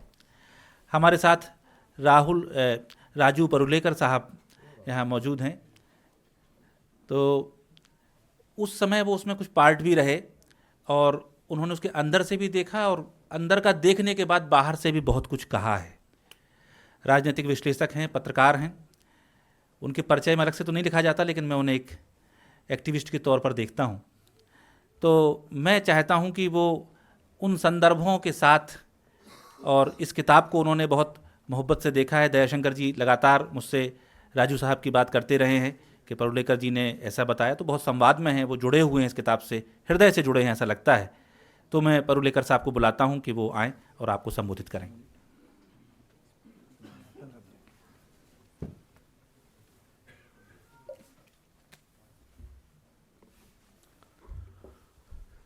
नमस्कार। उपस्थित सारे मेरे कॉमरेड्स, मित्र, यहाँ जो गणमान्य अतिथि आए हुए हैं, खुद लेखक बैठे हुए हैं दयाशंकर जी। मेरा परिचय देते वक्त पीयूष जी ने कहा कि मैं अन्ना आंदोलन से जुड़ा था, तो अन्ना आंदोलन से नहीं जुड़ा था। मैं फिर एक बार कहता हूँ कि ये इंटरव्यू में छपा है और वो छपा हुआ है 43 नंबर के पेज पे वो इंटरव्यू है, उसमें मैंने पूरा खुलासा किया है। ये केजरीवाल और वो सारी इंडिया अगेंस्ट कर, एक सेकंड में कहता हूँ मैं, इंडिया अगेंस्ट करप्शन के खिलाफ अन्ना जब बात करने लगे तो उनको बात करने का मौका नहीं दिया जा रहा था, और उसके पीछे बड़ी साजिश थी, एक कॉन्स्पिरेसी थी। तो उन्होंने मुझे फ़ोन किया, मेरी तब किताब आई थी in the quest for political philosophy, उस सिलसिले में मैं स्लोवाकिया गया था। तो मैं ब्राटिस्लावा में था, वहाँ अन्ना का फ़ोन आया और कहा, उन्होंने कुछ कहा, तो बाद में जो बात है वो किताब में लिखी हुई है। तब उनकी बात करने के लिए, यानी वो कोर कमेटी का भंग करना चाहते थे, ये सारी बातें जो लोकतंत्र के खिलाफ हो रही है अंदर, वो सारी बातें बताना चाहते थे। वो इंडिया अगेंस्ट करप्शन भी आरएसएस की तरह ही रजिस्टर्ड ऑर्गेनाइजेशन नहीं था। तो आप जो फंड्स देते थे तो वो परिवर्तन के नाम से देते थे, तो फंड्स के लेकर भी बहुत सारी कड़वाहट थी। तो वो सारी मेरे पास बोलने लगे, तो मैं मिलने गया उनको, क्योंकि मैं वहाँ पर मैंने उनके बहुत सारे इंटरव्यूज़ किए थे पहले। मेरी एक किताब में, शायद एक किताब है वो मराठी में है, उसमें शायद वो इंटरव्यू भी है शामिल। खैर, तो वो बात हुई और उसके बाद मैंने उनके लिए ब्लॉग लिखने, उन्होंने कहा कि मेरी बात आप लोगों तक पहुंचाइए ताकि ये केजरीवाल पहुंचाने नहीं देगा। और हालांकि उनके साथ मिले हुए हैं आरएसएस, क्योंकि जेटली जी के घर पे हम लोग मीटिंग करते हैं। तो अन्ना को जो प्रॉब्लम थी वो अलग अलग टाइप की थी। अपॉर्चुनिस्ट तो थे ही वो, उसमें कोई शक नहीं है, लेकिन अपॉर्चुनिज्म के आगे जो बुद्धि लगाकर कुटिलता से अपने आप को सत्ता हासिल करने की कला होती है, वो उनमें नहीं थी। तो वो केजरीवाल में थी, और उनसे भी बड़े महाशक्ति जी उनके पीछे थी, उनमें थी जो आज राज कर रहे हैं। तो वो एक टेम्पररी अरेंजमेंट था, और उसकी परतें इतनी थी कि आप सोचकर भी हिल जाएंगे। मैंने अंदर से देखा है, मैंने अलग अलग पहलुओं को देखा है। और 2012 में मेरे ब्लॉग पे आप जाके देखेंगे तो 2012 में मैंने लिखा है कि एक ऐसी कॉन्स्पिरेसी है कि भारतीय लोकतंत्र को ये तबाह कर देगी, और लोगों ने मुझे माना नहीं। तब मैं इतना ट्रोल हुआ। मैं आपको बताता हूं कि आज जो दयाशंकर जी नहीं, उसमें से दयाशंकर जी नहीं है, लेकिन आज जो YouTube पर पत्रकारिता कर रहे हैं, ऐसे 90% पत्रकार जो है दिल्ली के, मैं जानता हूं उनको, बड़े नाम, वो सारे मेरे पीछे पड़े थे हाथ धोकर, क्योंकि उनको केजरीवाल करीब करीब भगवान लगते थे। और जो ट्रोलिंग का पैटर्न है आज बीजेपी का, वो बीजेपी की मशीनरी बहुत बड़ी है, आरएसएस की है। ट्रोलिंग का पैटर्न से लेकर टेलीविजन चैनल को कब्जे में लेने तक सारी चीजें वो प्रस्तापित, अगर स्थापित किसी ने की है तो वो इंडिया अगेंस्ट करप्शन और अरविंद केजरीवाल ने की है। ये मैंने अपने खुद ने अनुभव किया है। यही अंजना, यही स्वाति, ये सारी लोग मुझे बात ही करने नहीं देते थे। मेरे से पहले ही दूसरे को बात करने देते थे ताकि उसके ऊपर कोई आलोचना ना हो। फिर मुझे आपको बताने में बड़ी दिक्कत होती है, यहाँ पर दोस्त भी होंगे, और मुझे इनमें से किसी के बारे में मेरे मन में कोई बिटरनेस नहीं है, उनके मन में हो सकता है। सुनिए कि ये कॉन्स्पिरेसी की जो परतें एक एक कदम, एक स्टेप से हम लोग गुजरे। मैंने खुद जंतर मंतर पे आंदोलन किया। मैं खुद नारायण सामी नाम के जो प्रधानमंत्री कार्यालय के मंत्री थे कांग्रेस के, उनके घर में गया। मैं सीधा अंदर गया घर पे, वो डर गए। मैंने बोला, सर ये हो रहा है कि ये देश का भविष्य बर्बाद हो जाएगा, और उसके फोटोग्राफ्स है मेरे ब्लॉग पे, आप देख सकते हैं। मैं रालेगंज गया और अन्ना के खिलाफ मैंने भाषण किया, तो वहां का सरपंच से लेके सारे लोग अन्ना के खिलाफ बोले, और अन्ना छुप गए वो मंदिर में अंदर से। ये भी बात 2012 जनवरी की है, और वो भी मेरे ब्लॉग पे फोटोग्राफ्स है। ये सारी बातें हुई। इसके बाद मुझे पूरा मालूम था कि केजरीवाल प्रधानमंत्री नहीं बनेगा, लेकिन केजरीवाल जी चाहते थे कि अन्ना शहीद हो जाए ताकि वो प्रधानमंत्री बन सके। ये एक विकल्प, एक पॉसिबिलिटी है, प्रोबेबिलिटी है। लेकिन वो तो अन्ना थे, तो त्रेहान के हॉस्पिटल से मेधा पाटकर जी को साथ में लेकर सीधा रालेगंज से दीप का रास्ता उन्होंने पकड़ लिया, और वो फिर वापस आए नहीं यहाँ। तो बात ये यहाँ से शुरू हुई, कि शायद उससे पहले ही शुरू हुई थी बात 1993 में शुरू हुई, जब बाबरी गिरी। बाबरी का ढांचा जब गिराया गया, तब हमारे प्रधानमंत्री पूजा कर रहे थे। तब प्रधानमंत्री कांग्रेस के थे, मुझे लगता है नरसिंह राव थे, है ना? हाँ, तो वहां से ये कहानी की शुरुआत हुई। नींव रची जिन्होंने, वो अडवाणी थे, और अब कलश अडानी रच रहा है। तो ये पूरी कहानी है। ये कहानी में राहुल गांधी को खलनायक बनाना क्यों जरूरी हुआ, तो मैंने अपने एक इंटरव्यू में भी कहा है, मैंने लिखा भी है। मेरी एक इंग्लिश किताब है, उसमें मैंने लिखा भी है कि, और एक आ रही है किताब, उसमें भी मैंने पूरी तरह से वो डिटेल्स लिखे हैं कि भट्टा परसोल का मामला था, और वो भट्टा परसोल के मामले के बाद भूमि अधिग्रहण कानून जो बनाया गया, वो भूमि अधिग्रहण कानून अडानी, अंबानी और उनके जैसे जो ऑलिगार्क बनना चाहते थे, मैं इंडस्ट्रियलिस्ट या बिजनेसमैन नहीं कह रहा हूं, मैं ये कह रहा हूं कि ये काइंड ऑफ ऑलिगार्क का मतलब मित्र, यानी वो एक तरह से कौसा नास्त्रा कहते हैं उसको, माफिया। जिनके हाथ में सत्ता, कॉरपोरेशन और सरकार एक ही होती है, जब फैसिज्म तैयार हो जाता है, ये मुसोलिनी ने कहा, बेनिटो मुसोलिनी ने कहा है, तो वो करना चाहते थे, उनके लिए ये बड़ी बाधा थी राहुल गांधी। तब तक राहुल गांधी का सब कुछ ठीक चल रहा था। ये बात जब राहुल गांधी ने भट्टा परसोल अब भट्टा परसोल में राहुल गांधी का या ना कांग्रेस पार्टी का कुछ भी नहीं, लोग इतने समझदार है कि वो अपना बर्बादी खुद चाहते हैं। तो उसके बाद भूमि अधिग्रहण कानून आया। अब देखिए, हसदेव का जंगल हो, निकोबार का जंगल हो, या हम महाराष्ट्र में कोकण में समंदर हो, ये सारा जो प्रकृति का प्राकृतिक संसाधन जो है हमें हजारों सालों से मिले हुए हैं, वो बर्बाद हो रहे हैं। वो बर्बाद सिर्फ दोस्तों के लिए हो रहे हैं, और वो बर्बाद करने में लोगों को पूछा भी नहीं जा रहा है। अब यहाँ कई लोग हैं, वो मेरे से इत्तेफाक नहीं रखेंगे और मैं इसका आदर करता हूँ, लेकिन मैं आपको दावे के साथ कहता हूँ, क्योंकि मैं वो दावा सिद्ध करने के लिए कोई हमारे पास साधन नहीं है, ना इलेक्शन कमीशन साथ है, चुनाव आयोग साथ है, ना सुप्रीम कोर्ट साथ है, लेकिन ईवीएम है, और ईवीएम इसका बड़ा जिम्मेदार है।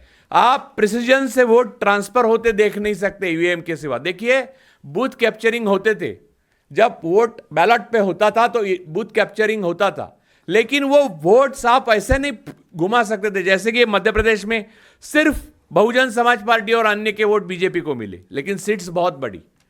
ऐसे स्लाइस, एक ब्रेड का स्लाइस हो, वैसे वोट सिर्फ मैकेनिकली आप चेंज कर सकते हो, वो एज अ पर्सन ह्यूमनली नहीं हो सकता। इसके ठोस सबूत देने के लिए 50 लोग तैयार है दुनिया भर में, लेकिन देखने के लिए इलेक्शन कमीशन तैयार नहीं, 6 महीने तक अपॉइंटमेंट नहीं लिया। यहां पर मुझे एक बात कहनी है, राहुल गांधी अलग है और कांग्रेस पार्टी अलग है, यह बात भी मैं कहना चाहता हूं, क्योंकि राहुल गांधी के साथ कुछ लोग होंगे कांग्रेस पार्टी के, लेकिन बाकी कांग्रेस पार्टी अन्य विपक्ष की तरह ही है। वो कुछ भी होता है तो एक खत लिखती है। तो मैं हमेशा यह सोचता हूं कि लोहिया जी ने यह कहा था कि रास्ते सुनसान हो जाएंगे तो संसदें आवारा हो जाएगी। ये विपक्ष को हुआ क्या है, एक खत लिख के 6 महीना इंतजार कर रहे हैं, इलेक्शन कमीशन जवाब देगा। तो मुझे लगता है शायद विपक्ष इसलिए इंतजार कर रही है कि 100 साल बाद कोई हिस्टोरियन इस पे लिखे तो उसको कोई ना कोई खत वत मिल जाए तो वो अच्छी तरह से लिख पाए। इतनी उसकी मदद करना चाहती है विपक्ष, बाकी कुछ नहीं। समस्या यह है कि मैं, दयाशंकर जी और ऐसे हजारों लोग हैं। आज ही मैंने अपना डिस्क्लेमर जो है कल के दिन के लिए, वो मैंने अपने ट्विटर हैंडल पे, अभी फेसबुक पे और मेरे सोसाइटी में भी मैंने डाल दिया है। अगर चाहे तो बाद में हम लोग पढ़ सकते हैं, लेकिन छोटा सा है। लेकिन प्रॉब्लम यह है कि लोगों को जो लोग चाहते हैं कि कुछ करें, ये लोकतंत्र को बचाएं, ये किसी एक मोदी जी या कोई अडानी जी या शाह जी इनके साथ नहीं है। ये एक ऑक्टोपस है, और ऑक्टोपस की प्रॉब्लम यह है कि ऑक्टोपस रक्तबीज जैसा हो गया है।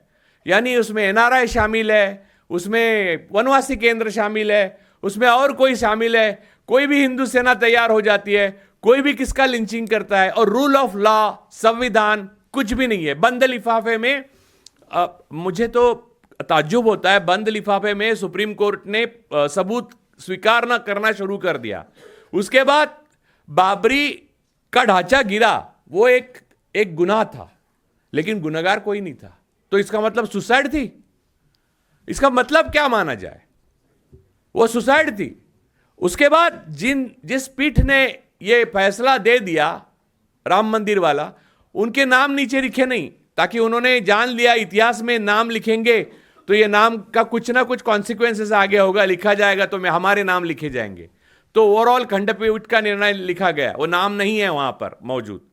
और एक बात है, स्टेन स्वामी जी की बात कर रहे थे अभी दयाशंकर जी। अरे स्टेन स्वामी को स्ट्रॉ देना चाहिए, उनको पार्किंसंस था, 85 साल के थे, ट्रायल शुरू भी नहीं हुआ था। अंडर ट्रायल आज 77% जो कैदी है जेल में, 77% देश में, वो अंडर ट्रायल है। उनके बारे में कोई फैसला नहीं ले पा रही है कोर्ट्स।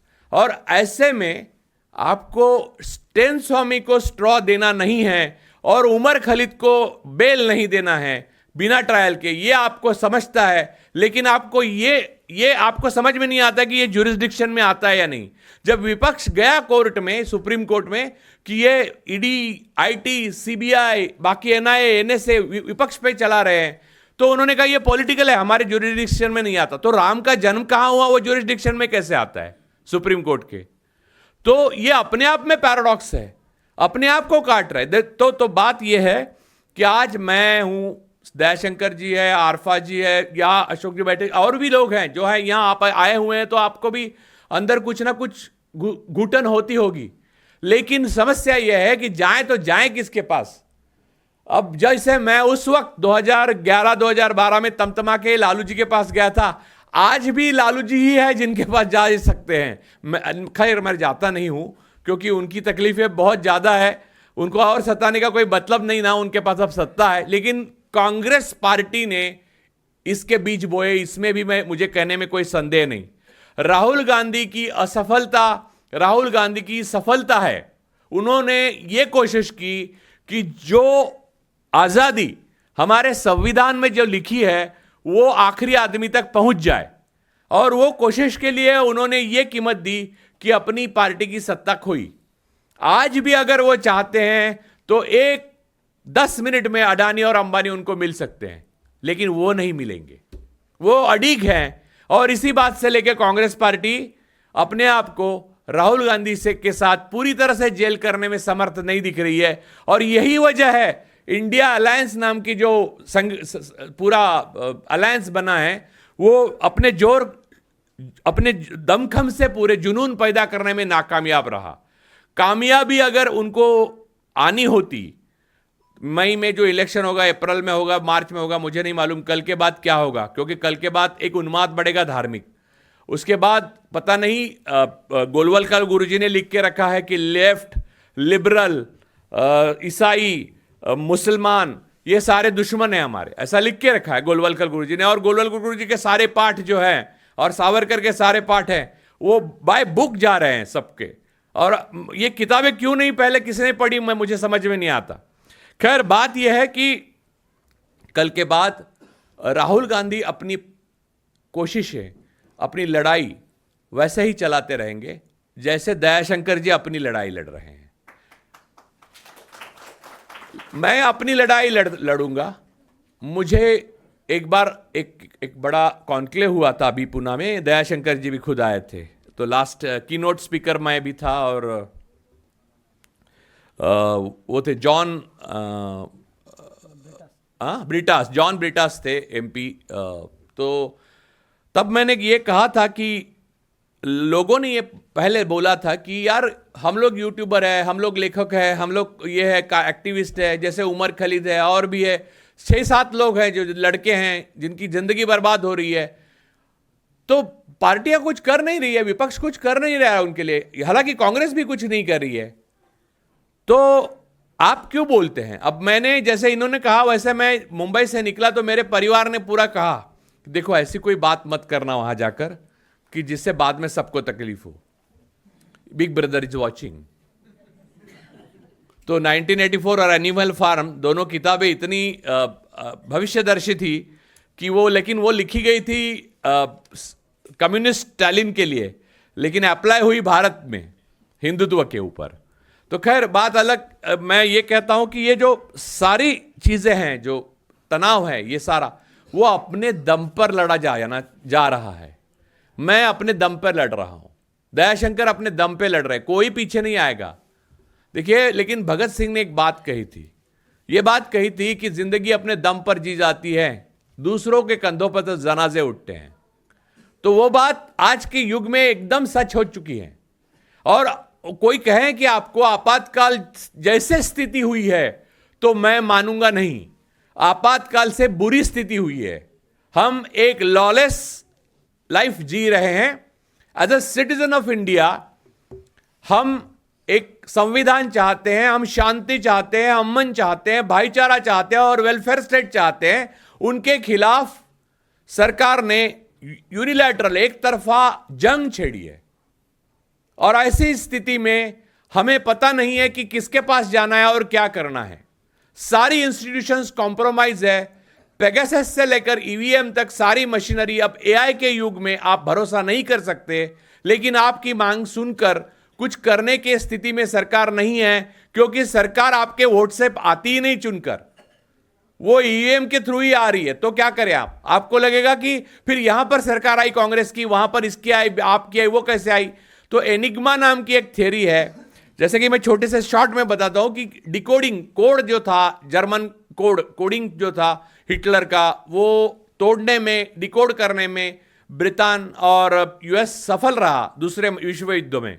और सफल होने के बाद उनको पता चलता था हर मूव क्या होने वाली है सेकेंड वर्ल्ड वॉर में, लेकिन वो मुंह के ऊपर काट जो है उन्होंने सिर्फ 70% या 60% काट रखी, बाकी 40% उन्होंने छोड़ दिया, इसलिए कि ये हिटलर को या जर्मन जनरल्स को आशंका ना हो जाए कि उन्होंने कोड किसी ने डिकोड कर दिया है। इसलिए उन्होंने आपको हमेशा कंफ्यूजन में जर्मनी को रखा, और कहते हैं कि अगर ये 100% यूज करते तो विश्व युद्ध, दूसरा जो विश्व युद्ध है 2 साल पहले खत्म हो जाता, लेकिन 2 साल पहले खत्म हो भी नहीं जाता। अगर पता चलता तो वो कोड पूरा बदल देते। तो ये बात है, कुल मिला के मैं ये कहता हूं कि फासिजवाद के सारे तरीके आप अब बदल चुके हैं। हम आर्टिफिशियल इंटेलिजेंस तक पहुंच गए, डीप फेक कर सकते हैं। कल ये मेरा पूरा भाषण अलग तरीके से मैंने किया था, ऐसा दिखाया जा सकता है और आपको विश्वास भी बैठेगा। ये सचिन तेंदुलकर की एक एडवर्टाइजमेंट जो कहता है वो डीप फेक है, और हमने देखा भी है। तो लगता था, मैंने जब तक देखा तो मैंने कहा वो खुद कैसे मुंह से कह रहा है कि मैं इतना अमीर हूं। तो जो सचिन तेंदुलकर इतना देश में कुछ हुआ, किसान आंदोलन, एक वो लफ्ज भी नहीं बोला, वो अपने अमीरी के बारे में कैसे बोल रहा है। तो इतनी एजेंसीज को डर नहीं रहा है, तो डीप फेक खताओ। खैर, बात यह है कि हमारे यहाँ लेखक है, सितारे हैं जो सेलिब्रिटीज कहते हैं, जो अमिताभ बच्चन से लेकर सचिन तेंदुलकर तक है, इतने बड़े बड़े लोग हैं।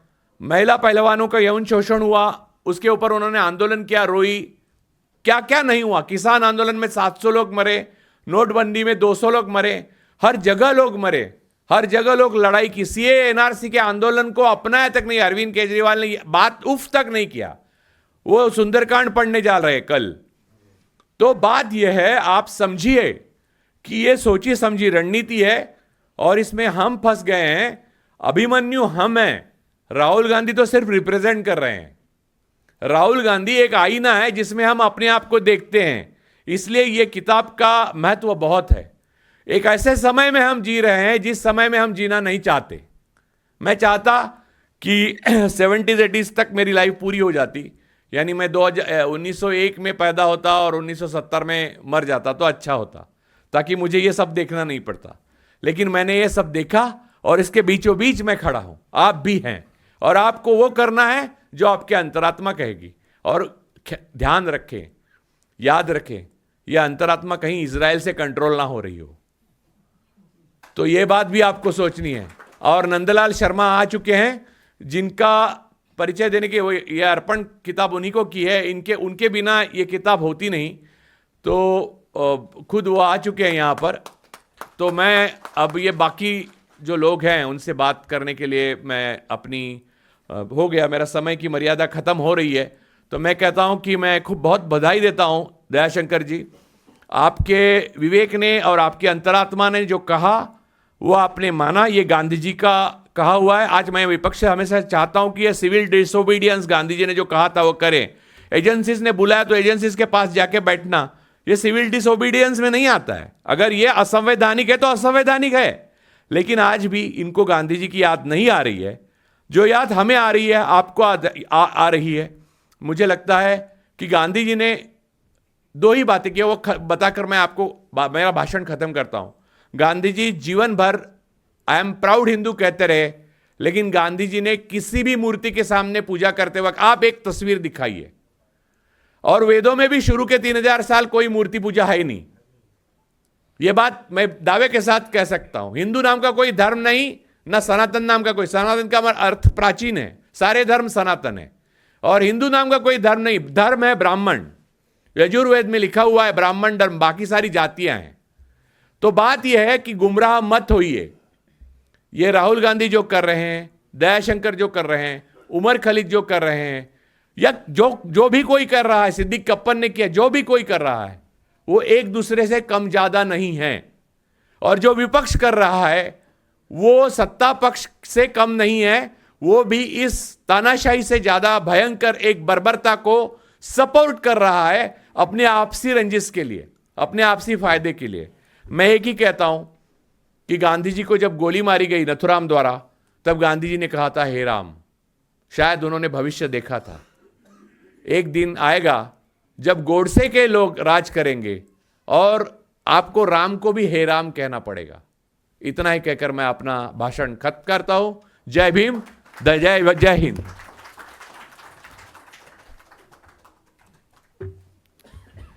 बहुत बहुत धन्यवाद परुलेकर जी। समग्रता में बातें रखी गई। मैं अब आरफा जी को बुलाना चाहता हूं और बुलाने की प्रक्रिया में मैं, हालांकि वो किसी परिचय की मोहताज नहीं है, देश के तमाम प्रतिष्ठित एक ज़माने में और कभी कभी कुख्यात हो गए हैं आजकल, उन चैनलों में बड़े पदों पर रही हैं। इस समय द वायर की एग्जीक्यूटिव एडिटर हैं। मुझे जो दयाशंकर जी से उनकी बात हुई पिछले दिनों यूट्यूब पे, वो मैंने सुनी तो बहुत बेबाकी से और बहुत बुनियादी सवालों को पूछने की वो स्वभाव रखती हैं, ऐसा मुझे लगा। तो मैं उन्हें दावत देता हूं कि वो आएँ और इस किताब के बारे में और उस किताब के जुड़े हुए जो संदर्भ उन्हें उचित लगें बातचीत करें। समय की मर्यादा हम सब ने 20 मिनट के आसपास, 15 मिनट के आसपास बांध रखी है। ऊपर नीचे हो जाए तो ठीक है, लेकिन स्वागत है। बहुत बहुत शुक्रिया मुझे यहाँ बुलाने के लिए, आमंत्रित करने के लिए। सबसे पहले आपका दयाशंकर जी, मैं कहना तो ये चाहती हूँ कि बहुत देर कर दी मेहरबां आते आते, सिर्फ 2 महीने पहले आप आए, लेकिन मैं कह ही सकती हूँ कि देर आयत दुरुस्त आयत। आप कम से कम आए और इस दुनिया में, वो दुनिया जहाँ अधिकार हैं, जहाँ आज़ादी है, जहाँ आप वो हो सकते हैं जो एक मानव को जिसके लिए पैदा किया। Welcome to this world and welcome to our world. इस कमरे को मैं देख रही थी और एक पत्रकार, एक भारतीय नागरिक के तौर पर पिछले काफ़ी दिनों से, जब से ये पूरे कार्यक्रम चल रहे हैं, आपकी तरह मैं भी काफ़ी फ़िक्रमंद हूँ। और सड़क पे मैं देख रही हूँ जो नज़ारा दिख रहा है, चाहे वो गाड़ियों के ऊपर झंडे लगे हों, घरों के ऊपर झंडे लगे हों। जिस सोसाइटी में मैं रहती हूँ वो एक मिक्स्ड पॉपुलेशन है। तकरीबन कमोबेश उतनी ही आबादी वहाँ हिंदू, मुसलमान और सिख ईसाइयों की है जितनी आबादी यहाँ देश में है। लेकिन उसके बावजूद भी झंडे लगे हैं मेरी सोसाइटी में भी। यानी मैं जहाँ से होकर गुज़र कर अभी आई हूँ, वो झंडा ऐसा नहीं लगा कि सोसाइटी पे लगा है, ऐसा लगा कि मेरे सीने पे भगवा झंडा लगा दिया गया है। ये वो जगह है, ये वो देश है जहाँ मेरे पिता, उनके पिता, उनके पिता, उनके पिता, और बहुत दूर तक अगर जाएं तो फिर बाबर की औलाद तक, हम सब लोग यहाँ पले बढ़े और इस देश को अपना कहा। मेरे पिता 1947 में जब देश का बंटवारा हो रहा था और उनके नाम पर, उनके धर्म के नाम पर जब एक देश बनाया जा रहा था, तब उन्होंने ये सोचा और ये जाना कि उनके लिए वो देश, और उनके लिए नहीं बल्कि उनकी जो फ्यूचर जनरेशन्स हैं, जो उनकी भविष्य की नस्लें हैं, यानी मेरे लिए और मेरी नस्लों के लिए, कि उन्हें जिन्ना का पाकिस्तान नहीं, उन्हें गांधी का हिंदुस्तान ज़्यादा सेफ लगा। और आज जब मैं सोचती हूँ कि ये सब जो हो रहा है देश में, उनकी आत्मा को 2 साल पहले वो गुजर गए और उनकी आत्मा को कितनी तकलीफ़ पहुँच रही होगी कि भारत के संविधान की और भारत के लोकतंत्र की, और भारत जिस पूरी नींव पर आधारित ये देश बनाया गया, यानी सोचिए कि वही 47-48 का वक्त है जब इज़राइल भी बना और पाकिस्तान भी बना। एक यहूदी धर्म के नाम पर देश बनाया गया और एक इस्लाम धर्म के नाम पर देश बनाया गया। तब भारत जैसा एक ऐसा देश जो गरीबों का देश था, जो ऐसे लोगों का देश था, जो अनपढ़ों का देश था। हमारे पास कुछ नहीं था, लेकिन हमारे पास मूल्य थे, और मूल्यों से भी ज़्यादा हमारे पास हिम्मत थी ये तय करने की कि हम अपने देश को एक धर्म की पहचान नहीं देंगे। आज जबकि भारत के पास सब कुछ है, भारत, मैंने सुना है कि जब नरेंद्र मोदी जब तीसरी बार प्रधानमंत्री बन के आ जाएंगे तो हम तीसरी दुनिया की सबसे बड़ी आर्थिक ताकत भी बन जाएंगे, लेकिन भारत अपनी पूरी हिम्मत गंवा बैठा है। इतने छोटे मन और इतने छोटे मस्तिष्क, और उसका सीना जो है, मतलब कहा जाता है कि 56 इंच का सीना है, लेकिन दिल बहुत छोटा है हमारे प्रधानमंत्री का। और ऐसे ही वो हमें, हमारा जो देश है उसे बना देना चाहते हैं कि आज जो हमारी हिम्मत है और हौसला है वो पूरे तरीके से टूट रहा है। कि आज हम ये कहते हैं कि हमारा गौरव तब हमें प्राप्त होगा जब इस पूरे देश को एक हम धर्म की पहचान दे देंगे। तो सड़कों पर जब ये हालत हो, सोसाइटीज़ में ये हो रहा हो, स्कूलों में बच्चे, संविधान की पढ़ाई नहीं हो रही है, लोकतंत्र की चर्चा नहीं हो रही है, उनकी भविष्य की बात नहीं हो रही है, टीचर्स नाच रहे हैं और उनके पीछे दर्जनों बच्चे नाच रहे हैं, एक टीचर आगे नाच रही हैं और पीछे दर्जनों बच्चे नाच रहे हैं, भक्ति गान हो रहे हैं। एक ऐसा वक्त जहां संसद जो है वो हमारा धर्म की धुरी पर घूम रहा हो, यानी संसद में धर्म का पूरे तरीके से प्रवेश हो चुका हो, मंदिरों में राजनीति हो रही हो और टीवी चैनलों पे रामलीला चल रही हो, और जो हमारे कॉमेडियंस हैं और सैटारिस्ट हैं वो पॉलिटिकल कमेंट्री कर रहे हों और नेटफ्लिक्स पे पॉलिटिकल एपिसोड्स चलाए जा रहे हों, तो समझ में नहीं आता कि आखिर क्या हो रहा है। और ऐसे वक्त में इस किताब का हम विमोचन कर रहे हैं और इस कमरे में जितने लोग बैठे हैं, ऐसा लगता है कि इस सब के बावजूद एक तरह का ये रेजिस्टेंस है इस कमरे में जो हो रहा है, और ये यकीन जानिए एक छोटी सी क्रांति भी है। तो बहुत बहुत शुक्रिया सबसे पहले आपको ये किताब लिखने के लिए, हम सबको यहाँ बुलाने के लिए और एक ऐसे वक्त में बुलाने के लिए जिससे कुछ ही घंटों दूर हैं हम, ऐसे वक्त में जब भारत को एक नई आज़ादी मिलने वाली है और भारत में जो उस वक्त के जो क्रिमिनल्स होते थे जिन्होंने मस्जिद तोड़ी, आज वो इस वक्त के फ्रीडम फाइटर्स हैं, स्वतंत्रता संग्रामी हैं।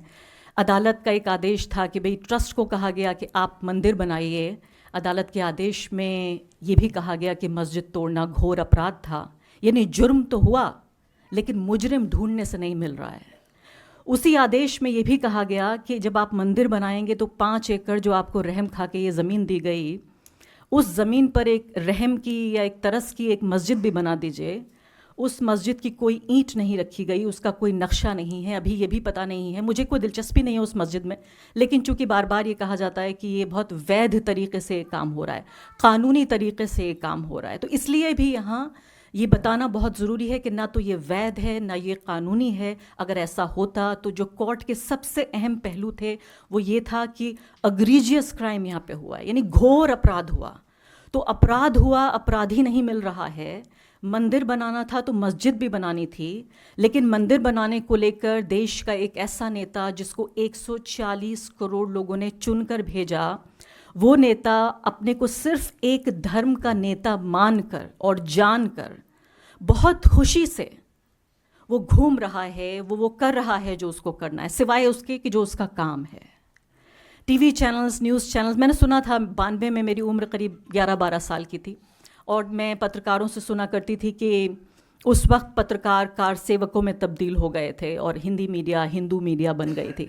मुझे बिल्कुल अफसोस नहीं है कि उस वक्त मेरी उम्र कम थी और मुझे पता नहीं था, मैंने टीवी नहीं देखा। आज के दौर में मैं देख रही हूँ वो कार सेवक तो नहीं, लेकिन भक्ति काल जो चल रहा है हमारी पत्रकारिता का, वो एंकर्स जो कहती हैं कि मैं महिला एंकरों की बात कर रही हूँ यहाँ पे, जो कहती हैं कि हम विकसित भारत, प्रगतिशील भारत और आधुनिक भारत की तस्वीर हैं, इस कदर के वो भारतीय परिधान नहीं, कोट पैंट पहन के आस्तीन चढ़ाते हुए न्यूज़ रूम में आती हैं और पुरुषों जैसी भाषा बोलती हैं, क्योंकि उनको ये लगता है कि महिला होने से वो कमज़ोर हो जाएंगी, पुरुषों जैसी भाषा बोलती हैं। आज वो बड़े बड़े तिलक लगाकर श्लोक पढ़ रही हैं। और ये समझिए कि ऐसे वक्त में, यानी ये मंदिर का पूरा जो काम चल रहा है, ये ऐसे वक्त में भी चल रहा है जबकि इत्तेफाक से आप देखिए कि नरेंद्र मोदी 10 साल पूरे कर रहे हैं। और 10 साल मुझे लगता है कि एक किसी देश के लिए, एक समाज के लिए, लोकतंत्र के लिए, एक व्यक्ति के लिए भी एक बड़ा, एक तरह से मील का पत्थर होता है। किसी भी देश की मीडिया होती, और ख़ासकर एक ऐसा मीडिया, आप सोचिए कि जो मानवता का विकास है, जो ह्यूमन डेवलपमेंट है, उसमें हमेशा बताया गया कि 2 एक बड़े बाधाएं आती थी। एक तो ये था कि ट्रांसपोर्टेशन का अच्छा सिस्टम नहीं था और दूसरा था सूचना का प्रसार।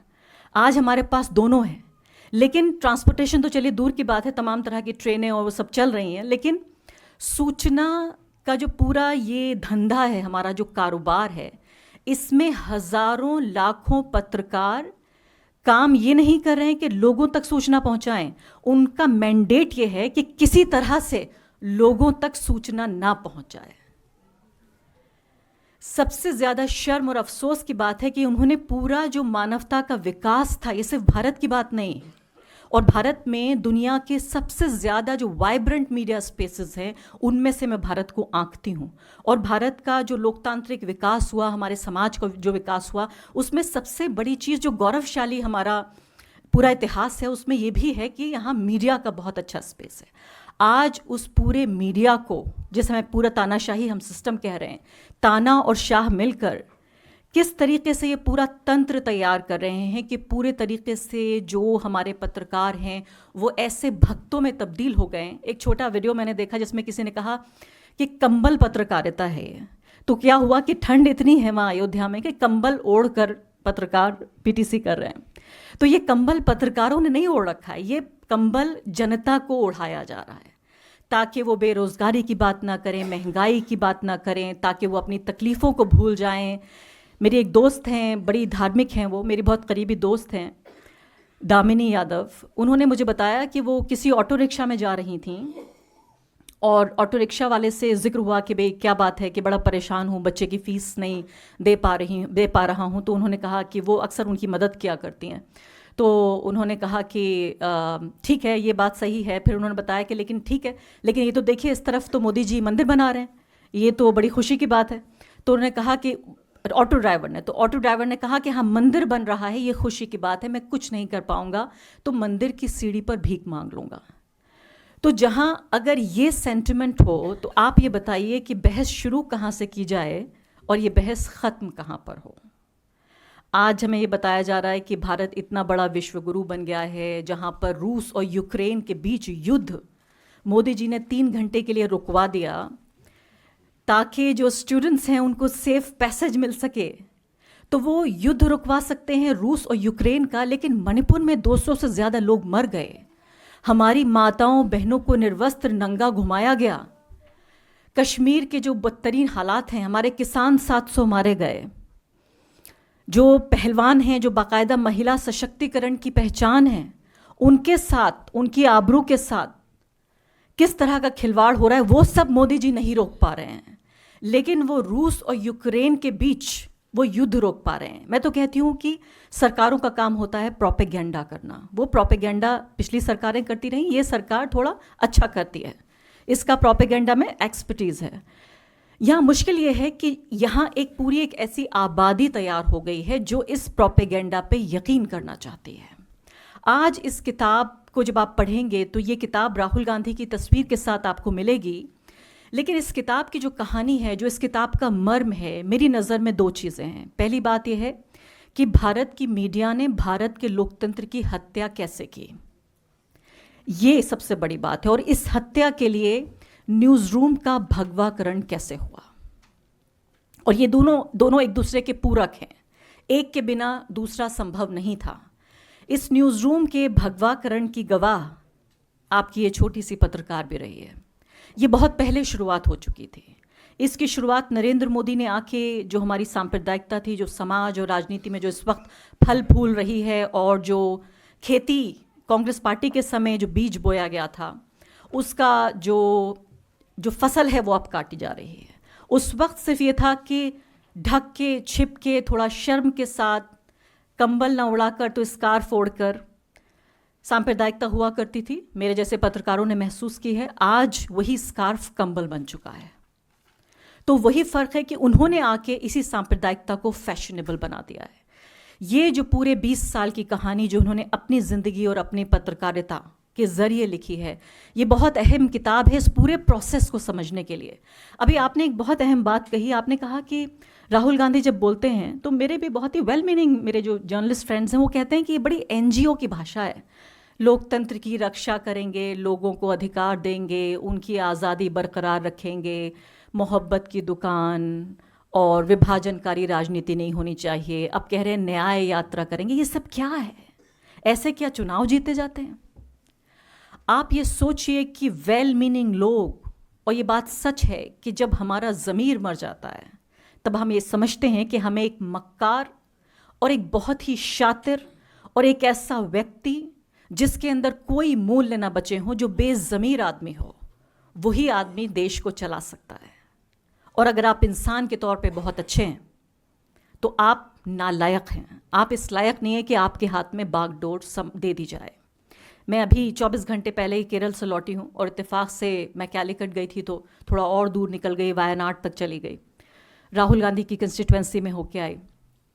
कोई ऐसा दुकानदार बाकी नहीं है जिसके पास एक राहुल गांधी की कहानी ना हो, कि राहुल गांधी आए, यहाँ बैठे, उन्होंने चाय पी, उन्होंने बातचीत की। और ये खबर आप में से कुछ लोग जानते हैं, मैं नहीं जानती थी। मैंने आज तक किसी अखबार में और मैंने कभी किसी टीवी चैनल पे ये खबर नहीं देखी कि राहुल गांधी अपनी कंस्टिट्यूएंसी में हर पहले, मतलब ये सोचिए 5-6 हफ्ते में मुझे पता चला कि वो वहाँ जाते हैं और लोगों से बातचीत करते हैं। तो ऐसा व्यक्ति, एक तरफ ऐसा व्यक्ति है कि अपनी माँ से मिलने जाता है तो कैमरा लेके जाता है, दूसरी तरफ एक ऐसा व्यक्ति है जो खुद की पॉलिटिकल एक्टिविटी जिसको उसको पब्लिसाइज करना चाहिए वो उसको पब्लिसाइज नहीं कर रहा है। तो एक तरफ इतना अक्लमंद व्यक्ति और दूसरी तरफ इतना बेवकूफ़। तो जिस शातिर और मक्कार और बेज़मीर नेता की तलाश है इस देश को, उन लोगों को भी जो वेल मीनिंग लोग हैं, जो कम्युनल नहीं है, जो फाशिस्ट नहीं है, अगर वो ये कहते हैं कि ये व्यक्ति इस लायक नहीं है। लेकिन मैं आपको आज ये बताना चाहती हूँ, भारत में ऐसे करोड़ों लोग हैं जिनकी आज भारत में ये आस्था अभी भी बनी हुई है कि यहाँ एक ऐसा नेता है जो भारत को दोबारा एक लोकतंत्र और धर्मनिरपेक्षता, उदारता के रास्ते पर ले जाना चाहता है। और एक दिन हो सकता है इस व्यक्ति के हाथ बागडोर आ जाए, इसलिए उनको एक साहस है, एक भरोसा है। एक पॉलिटिकल जर्नलिस्ट होने के नाते मैं ऑब्जेक्टिवली रिपोर्ट करती हूँ और मुझसे ज़्यादा बुरा कांग्रेस पार्टी का कोई क्रिटिक नहीं है। लेकिन एक भारतीय नागरिक के तौर पर, एक वोटर के तौर पर, और जिस तरह से देखिए राहुल गांधी के पास 2 ऑप्शंस हो सकते थे। एक ऑप्शन ये भी हो सकता था जिसका भी इन्होंने जिक्र किया मुझसे पहले वक्ता ने, राजू जी ने, कि एक कंपेटिटिव कम्युनलिज्म का रास्ता, जिसको कुछ लोग प्यार से सॉफ्ट हिंदुत्व भी कहते हैं, वो रास्ता भी उनके पास था। और मैं जानती हूँ कि कांग्रेस पार्टी के अंदर भी इतनी कीचड़ है कि बहुत सारे कमल खिले हुए हैं और ये सांप्रदायिकता की कीचड़ है। और बहुत सारे लोग, जैसे अभी भी मुझसे पहले वक्ता ने कहा कि कांग्रेस पार्टी अलग है और राहुल गांधी अलग है, मुझे लगता है बिल्कुल उन्होंने एक तरह से तीर सही निशाने पे लगा है। कांग्रेस पार्टी के अंदर ही उनके बड़े से जो सारे बड़े नेता, उनमें से ज़्यादातर लोग कांग्रेस पार्टी की आइडियोलॉजी पे और राहुल गांधी जो कहते हैं उनका पीठ पीछे वो खुद मजाक उड़ाते हैं। आप यकीन जानिए, जिस दिन राहुल गांधी की विचारधारा, राहुल गांधी जो करना चाहते हैं, अगर कांग्रेस पार्टी के लोग ही, सिर्फ उनके नेता, सिर्फ उनके कार्यकर्ता, सिर्फ उनका काडर इस बात में विश्वास करे, वोटर भूल जाइए, एक दिन अगर वो ये मना लें अपने नेताओं को, अपने काडर, अपने कार्यकर्ता को कि जो मैं कह रहा हूं उसे सिर्फ लोगों तक पहुंचा दीजिए, कांग्रेस पार्टी कामयाब हो जाएगी। इसका छोटा सा उदाहरण मैं आपको देना चाहती हूं। मध्य प्रदेश, राजस्थान, अभी जो इलेक्शंस हुए हैं, आपको याद होगा कास्ट सेंसस की बहुत चर्चा हुई थी। आप ज़मीन पे जब जाइए, ना आपको राजस्थान में, ना मध्य प्रदेश में, ना आपको छत्तीसगढ़ में कांग्रेस पार्टी के ज़मीनी नेताओं ने किसी वोटर से जाके ये नहीं कहा कि अगर हम चुन के आ गए तो हम कास्ट सेंसस कराएंगे। इतना विश्वास है उनका राहुल गांधी में। तो मुझे लगता है एक नज़रिए से बिल्कुल नाकाम है राहुल गांधी। वो ये कि अपनी ही पार्टी के लोगों को वो ये नहीं बता पा रहे हैं कि उनकी विचारधारा क्या है, उन्हें नहीं मन पा रहे। तो अगर कांग्रेस पार्टी के नेताओं का, कांग्रेस की जो फाउंडिंग प्रिंसिपल्स है, जो बुनियादी सिद्धांत हैं, और जो उनकी पार्टी का सबसे बड़ा नेता जो कह रहा है, अगर उनके कार्यकर्ता, उनके नेताओं का ही विश्वास नहीं है, तो आप बताइए आम लोगों का क्या विश्वास होगा। दूसरी बड़ी समस्या मुझे लगती है, और जो सड़कों पे जो नज़र आ रहा है, कि देखिए एक जो नेता है, आज के दौर में नेता की ज़रूरत नहीं है, एक मदारी की ज़रूरत है, एक जादूगर की, जो आपको मसरूफ़ रखे। आपने देखा होगा जादूगर, आपको जादू के जब शो ख़त्म हो जाता है तो आपको सब कुछ समझ में आ जाता है, लेकिन उसके बावजूद भी आप पूरा शो देखते हैं। जैसे एक तरफ आप देखेंगे कि लड़कियां नाच रही हैं, दूसरी तरफ आप देखेंगे वो सर्कस घूम रहे हैं, तीसरी तरफ आप देखेंगे म्यूज़िक चल रहा है, बड़ा चमाचम है और इतना मनोरंजन है। और वही बात है कि पिछले 10 साल में किसी भी चीज़ की कमी हुई हो, लेकिन एक चीज़ की कमी नहीं हुई, वो था मनोरंजन। इतना मनोरंजित रखा गया है दर्शक को या वोटर को या नागरिक को कि उसको लगता है कि उसे कुछ काम मिल गया है। अब जैसे नया काम मिल गया है, झंडा लगाइए। RWS को काम मिल गया, बिल्कुल बेरोजगार लोग, यानी समझिए रिटायर्ड लोग जिनके पास कोई काम नहीं था, पेंशन मिल रही है। पेंशन कौन सी मिल रही है? जो कांग्रेस पार्टी की सरकारों ने जिस पेंशन की घोषणा की, जिसको बीजेपी ने वापस ले लिया, उस पेंशन के बल पर जो RWS हैं वो कह रहे हैं सब लोग एक दीप जलाइए। तो ये जो काम है, ये जो मनोरंजन है, जो एंटरटेनमेंट, ये विद्या बालन के जो शब्द हैं वो उसकी कमी नहीं है यहाँ पर, तो बिजी रखते हैं। कांग्रेस पार्टी की प्रॉब्लम ये है कि वो उनके पास मनोरंजन नहीं है और दर्शक और नागरिक वोटर बोर हो जाता है। एक तरफ नरेंद्र मोदी उनकी पार्टी बीजेपी कह रहे हैं कि भाई हम देखिए 75 साल में जो हुआ वो हुआ, अब ये देश बदल रहा है, इस देश को हम हिंदू राष्ट्र बनाना चाहते हैं, संविधान हम बदलना चाहते हैं, यहाँ जो हिंदू धर्म के मानने वाले लोग हैं उनको एक अपर हैंड मिलेगा, बाकी सब लोग नीचे रहेंगे। और उसका जवाब क्या है? तो ये बड़ा आकर्षक, बड़ा अट्रैक्टिव आइडिया है। भाई आपको बिना कुछ किए, अगर सिर्फ इसलिए कि आप जिस धर्म में पैदा हुए थे, आप अपने पड़ोसी से, चाहे आप सब्जी बेचते हो, चाहे आप एक छात्र हो, चाहे आप पत्रकार हो, चाहे आप बेरोजगार हो, अगर आपको अच्छा और बेहतर होने की इजाज़त मिल रही है और आपको डंडे के बल पे ये सब करने की अनुमति मिल रही है तो आपको अच्छा लगेगा। एक तरफ ये अट्रैक्टिव आइडिया है कि देखिए 75 साल में जो नहीं हुआ वो अब होगा। दूसरी तरफ कांग्रेस पार्टी क्या कह रही है? दूसरी तरफ कांग्रेस पार्टी ये कहती है हम आपको वही पुराना देश देंगे जो 75 साल से चल रहा है। तो गरीब हिंदू, गरीब आदमी क्या सोच रहा है? वो सोचता है कि भाई देखिए मेरे लिए, मेरे बाप के लिए, मेरे दादा के लिए, मैं भी गरीब हूँ, मेरे बाप भी गरीब थे, मेरे दादा भी गरीब थे, उनके पिता भी गरीब थे, कम से कम मेरा बेटा तो अमीर हो जाएगा। तो आप वही पुराना घिसा पिटा मॉडल बेचना चाहते हैं जो 75 साल से काम नहीं कर रहा है। यहाँ भरपूर मनोरंजन के साथ, पूरे पैकेज के साथ आपको एक पॉलिटिकल पार्टी ये कह रही है कि आपको एक नया देश देंगे। तो फिर क्या सोचता है वोटर? वोटर कहता है कि एयरटेल काम नहीं कर रहा मेरे लिए, मैं वोडाफोन का कनेक्शन लूंगा। यहाँ हमें, हमारे समाज को, इस ऑपोजिशन पार्टी को, मेरे जैसे पत्रकारों को भी, we need a new language. अगर हमें इस देश को बचाना है, संभालने संवारने की तो दिन बहुत दूर है, अभी मैं तो कह रही हूँ सिर्फ बचाना है इस संविधान को, इस देश को, we need a new language, a new vocabulary. हमें एक नई शब्दावली चाहिए। बात वही करनी है। देखिए इंसानियत के उसूल नहीं बदल जाएंगे। आपको ये बताना पड़ेगा एक हिंदू को कि जो धर्मनिरपेक्षता है वो मुसलमान की भलाई के लिए नहीं है, आपकी भलाई के लिए है। आप बेहतर जिंदगी जिएंगे, आप ज़्यादा शांतिपूर्ण जीवन जिएंगे, आपकी नस्लों के लिए अच्छा है। एक उदारवादी जीवन आपके लिए अच्छा है। भारत में लोकतंत्र नेताओं के लिए नहीं, आपके लिए अच्छा है। संविधान आपके लिए ज़रूरी है। एक दलित नागरिक को कभी भी ये बताने की ज़रूरत नहीं पड़ती है कि संविधान उसके लिए कितना अहम है, क्योंकि वो समझता है कि उसके अस्तित्व के केंद्र में ये संविधान है। लेकिन एक अपर कास्ट को ये समझा दिया गया है कि इस संविधान में दी गई जो बराबरी है और जो आज़ादी है उसके लिए नुकसानदेह है। मैं ये नहीं कह रही हूँ कि भारत के मुसलमान ख़ास तौर पे बहुत ज़्यादा धर्मनिरपेक्ष हैं और इसीलिए वो बहुत भले हैं। धर्मनिरपेक्षता माइनॉरिटी के लिए, बराबरी के लिए एक तरह की गारंटी है, एक तरह की राहत है, और इसलिए उसे लगता है कि उसके अस्तित्व के लिए अहम है। इसलिए मैंने कहा कि जब संविधान की बात होती है तो जो कमज़ोर तबका है, चाहे वो मुसलमान हो, चाहे वो दलित हो, चाहे वो किसान हो, चाहे वो मज़दूर हो, चाहे वो महिलाओं हों, ये तमाम चीज़ें जो हमारे अधिकार और आज़ादी है, हम इतनी छोटी बात भी नहीं बता पाए हैं हमारे नागरिकों को कि ये राज्य के खिलाफ अधिकार, हमारे राज्य के खिलाफ हमें मिल रहे हैं। यानी राज्य तो ये चाहेगा ही कि हमारे अधिकारों और हमारे जो हमारी छाती है, हमारा सीना है, उस पर बुट लेके चले। लेकिन संविधान ये गारंटी देता है कि हमें अधिकार मिले। मुझे लगता है कि नए सिरे से यहाँ इस कमरे में बैठे हुए लोग, हम सब की, एक एक की, और सबसे बड़ी जिम्मेदारी मैं अपने ऊपर लेती हूँ, हमारी सबकी जिम्मेदारी है कि एक नई शब्दावली हम ईजाद करें। हम ऐसी बात करें जो मन को भाए। मैं यहाँ ये नहीं कह रही हूँ कि हम एंटरटेनर्स बन जाएं और उन टीचर्स की तरह स्कूलों में नाचने लगें और तमाम चीज़ें करने लगें, लेकिन मुझे लगता है कि भारत के और भारतीयों के मन को टटोलने की ज़रूरत है और लोकतंत्र में उस पूरे प्रोसेसेस को समझने की ज़रूरत है।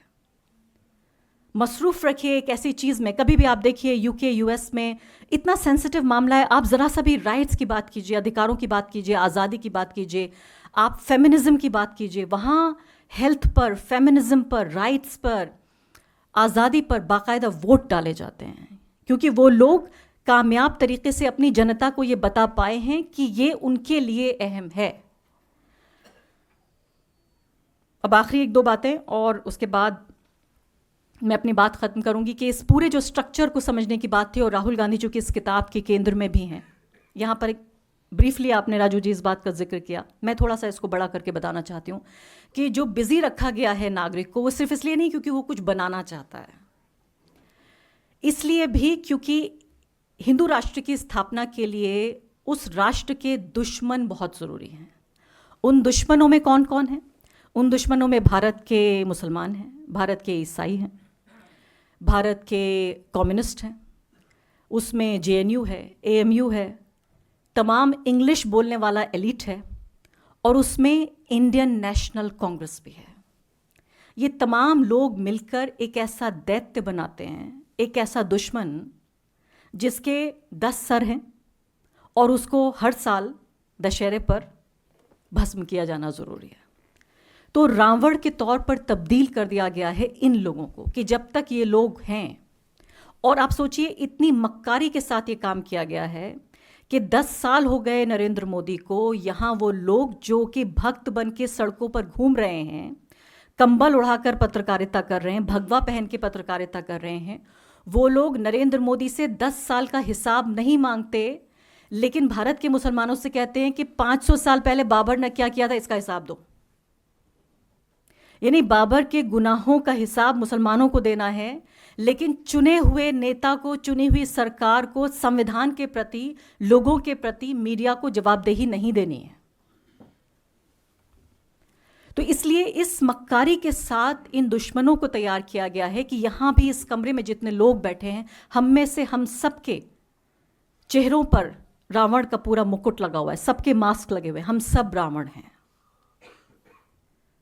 तो इसलिए हमारी इंडिविजुअल कैपेसिटी में ये सब करना बहुत ज़रूरी है। इस तरह की किताबें बहुत ज़रूरी है। मैं तो सोचती हूँ कि इस तरह की किताबों का एक पब्लिक इवेंट्स होने चाहिए, छोटे छोटे रीडिंग सेशंस होने चाहिए, जहाँ दयाशंकर जी आएँ और हम लोगों के साथ बैठें, गांव देहात में जाएं, कहीं एक गांव में एक चैप्टर पढ़ा जा रहा है, दूसरे गांव में दूसरा चैप्टर पढ़ा जा रहा है, कभी एकदम से ये यूट्यूब लाइव हो जाएं, कभी अपने इंस्टाग्राम पे आ जाएं।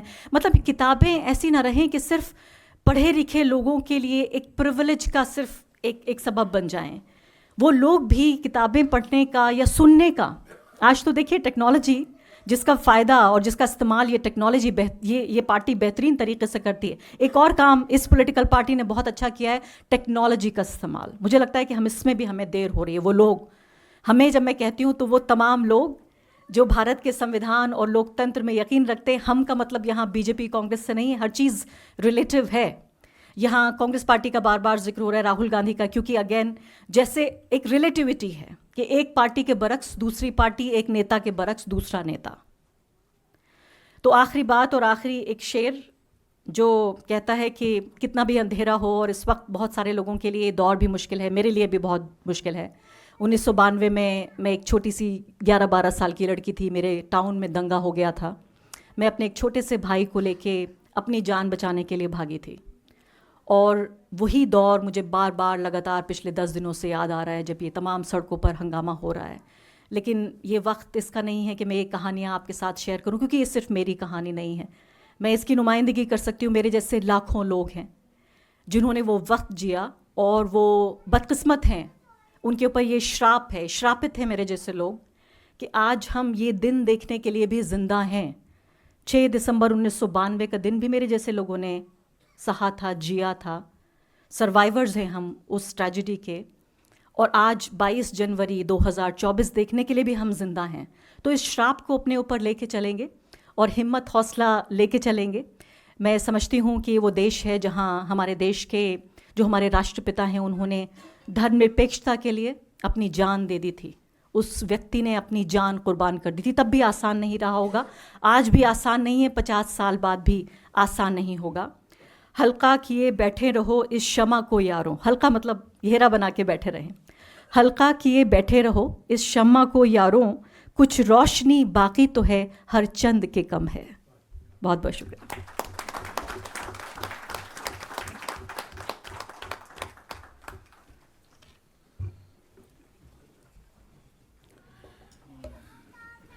बहुत बहुत धन्यवाद आरफा जी। दुष्यंत ने एक शेर लिखा था, एक चिंगारी कहीं से ढूंढ लाओ दोस्तों, इस दिए में तेल से भीगी हुई बाती तो है। तो उसको जलाने की, बालने की कोशिश। और ये भी कह दूं कि दुष्यंत को हम लोग बहुत इमरजेंसी की, बहुत प्रतिरोध की आवाज़ कहते हैं, लेकिन वो इमरजेंसी कितनी कमज़ोर थी कि ना दुष्यंत से सरकारी मकान छीन पाई, ना उनकी नौकरी छीन पाई, ना उनके बच्चों का मुस्तकबिल छीन पाई।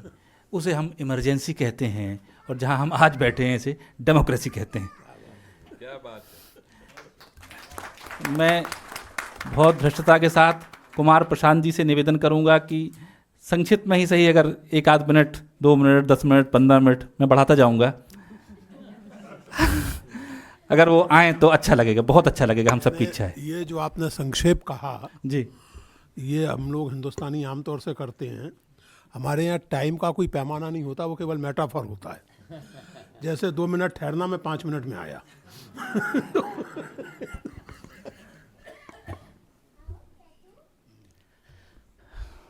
नहीं, पीयूष जी ने कहा 2 मिनट, तो 2 मिनट ही बोलूँगा। एक किताब है जिसका नाम है सत्य के प्रयोग। एक किताब है जिसका नाम है असत्य के प्रयोग।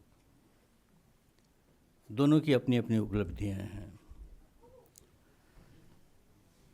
एक किताब है जो दयाशंकर जी ने लिखी है। इन सब किताबों को जोड़ दें अगर आपस में, तो हम लोग बनते हैं जो हम सामने यहाँ बैठे हैं और जो बाहर हैं यहाँ से। मेरी चिंता है या मेरा दुख ये है कि हम सब लोग जो भारत के नागरिक हैं, उन्होंने लोकतंत्र को इतना कम समझा, लोकतंत्र की इतनी कम कीमत लगाई, और जो ढांचा बना अपने देश का आज़ादी की लड़ाई के बाद, उसको भी इतना कम समझा। इसकी तकलीफ़ है। लेकिन इसके साथ मुझको इस बात का एहसास भी है कि समाज इतनी आसानी से चीज़ें समझता नहीं है। हम लोगों ने इसको खेल समझ लिया था, क्योंकि एक आदमी हमारे बीच आया और उसने अपनी जान देकर चीज़ों को थोड़ा आसान बना दिया था। तो हमने समझा शायद ये बना बनाया मिलता है। नहीं, बना बनाया नहीं मिलता है, ये बनाते रहना पड़ता है। और जब बनाते रहने की कोशिश में हम कमज़ोर पड़ गए, तो हमको वही मिलना था जो आज मिला है। इसलिए मैं 2 ही निवेदन करूँगा। मुझको दुख होता है जब हम लोग मिलते हैं तो पॉलिटिकिंग की बातें बहुत ज़्यादा करते हैं, बड़ी दिलचस्पी से करते हैं। किस मुख्यमंत्री ने क्या कहा, मैं तो फलाना शंकराचार्य से मिला, तो क्या रखा हुआ है इन सब चीज़ों में? किसकी बात कर रहे हो? जिन लोगों से मारे जा रहे हो उन्हीं की बात कर रहे हो। पॉलिटिकिंग नहीं, पॉलिटिक्स की बात कीजिए। राजनीति को थोड़ा ज़्यादा गहराई से देखिए। 1884 की किताब का जिक्र कर रहे थे आप, उन्हीं सज्जन जॉर्ज ऑरवेल की किताब है एनिमल फॉर्म, उसको भी देखिए। आप ये भी देखिए कि जब जर्मनी में हिटलर का उदय हो रहा था, उस काल के इतिहास को अगर आप पढ़ेंगे तो आपको पता चलेगा कि बिल्कुल कार्बन कॉपी है जो अपने यहाँ हो रही है, कुछ भी नया नहीं हो रहा है। एक एक नारे जो हैं वो कार्बन कॉपी हैं, एक एक चालें जो हैं वो कार्बन कॉपी हैं, जो कहानियाँ कही जा रही हैं वो भी वही हैं। यानी फासिज्म के आने के जो तरीके हैं वो बने हुए हैं, उन तरीक़ों को अपना करके आज ये फासिस्ट बने हैं। इससे पहले कोई और कोशिश कर रहा था जो विफल हो गया बनने में। तो हम क्या करें? मैं ये भी कहता हूँ, फिर दोहराता हूँ आप लोगों के बीच में, कल ही कहीं कह के आया हूँ कि अगर 40 के दौर से आज़ादी तक का दौर आप देखेंगे, इसी दौर में जिन्ना ने अपनी मुस्लिम लीग खड़ी की। ये वो दौर था जब कांग्रेस और गांधी लगातार जेलों में थे, सिर्फ निकलते थे और जाते थे, मैदान खुला हुआ था। उस समय में मुस्लिम समाज के जितने कट्टरपंथी, पुराणपंथी, सड़े हुए तत्व थे, उन सब को उभार कर जिन्ना ने ऊपर खड़ा किया। एक एक मस्जिदों में से लोगों को निकाला और खड़ा करके मुस्लिम लीग बना दी, इतनी मजबूत बना दी कि बड़े बहुमत से मुसलमानों ने पाकिस्तान के लिए वोट दिया। जैसे आज बड़े बहुमत से हिंदू वोट देने के लिए तैयार हैं। यानी मुसलमान और हिंदू वाला सवाल नहीं है ये सवाल है हमारी समझ को, हमारी साइकी को कैसे कैप्चर करते हैं। उसी समय हिंदू महासभा खड़ी हुई, उसी समय पूरा दर्शन एक मजबूत रूप लेकर सामने आया। मतलब जब आप वैकल्पिक चर्चाएं बंद कर देते हैं, लोगों के साथ आपका कनेक्ट ख़त्म हो जाता है, तब इन तत्वों को उभरने का और आगे बढ़ने का मौका मिलता है। वो मौका कांग्रेस ने दिया कि कांग्रेस के भीतर वैकल्पिक चर्चाएं बंद हो गई। तो जब आप बातें बंद कर देते हो तो दूसरी बातें शुरू हो जाती हैं। समाज वैक्यूम में कभी नहीं रहता है। अगर आप चाहेंगे कि समाज को कुछ समय शून्य में छोड़ दिया जाए तो समाज शून्य में रहता नहीं है। इसलिए मैंने उस सत्य के प्रयोग नाम की किताब का जिक्र आपके सामने किया, क्योंकि उस बूढ़े आदमी ने बहुत सारी बातें ऐसी कह दी थी, लिख दी थी, जो आज घटित हो रही हैं और हम देख रहे हैं सामने होते हुए। तो एक बार फिर से उन चीज़ों को देखना चाहिए।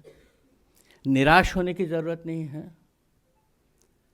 अगर दयाशंकर जी की किताब के लिए इतने सारे लोग यहाँ जमा हैं तो आप मार्क हो रहे हैं।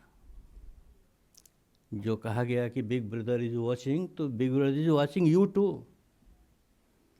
तो आप भी मार्क हो रहे हैं, लेकिन आप आए हैं यहाँ। ऐसे ही बाहर करोड़ों लोग हैं जो खड़े हैं, उनके बीच पहुँचने की ज़रूरत है। लोगों में भरोसा खोइए नहीं। लोगों के अंदर बहुत ताकत है। वनस्पत की उस ताकत तक आप पहुँचिए। इसलिए राहुल गांधी का महत्व है। राहुल गांधी अगर ये कांग्रेस के नेता हैं तो मेरे लिए किसी बहुत मतलब के नहीं हैं, लेकिन राहुल गांधी अभी वो काम कर रहे हैं जो काम कोई दूसरा कर नहीं रहा है, इसलिए वो महत्व के हैं। पता नहीं इस चक्रव्यूह से वो निकल पाएंगे कि नहीं, क्योंकि अभिमन्यु भी नहीं निकल पाया था। तो अभिमन्यु के पास भी ज्ञान तो नहीं था बाहर निकलने का। पता नहीं राहुल के पास है कि नहीं है। लेकिन बाहर निकलने से भी ज़्यादा ज़रूरी है चक्रव्यूह में घुसने की हिम्मत रखना।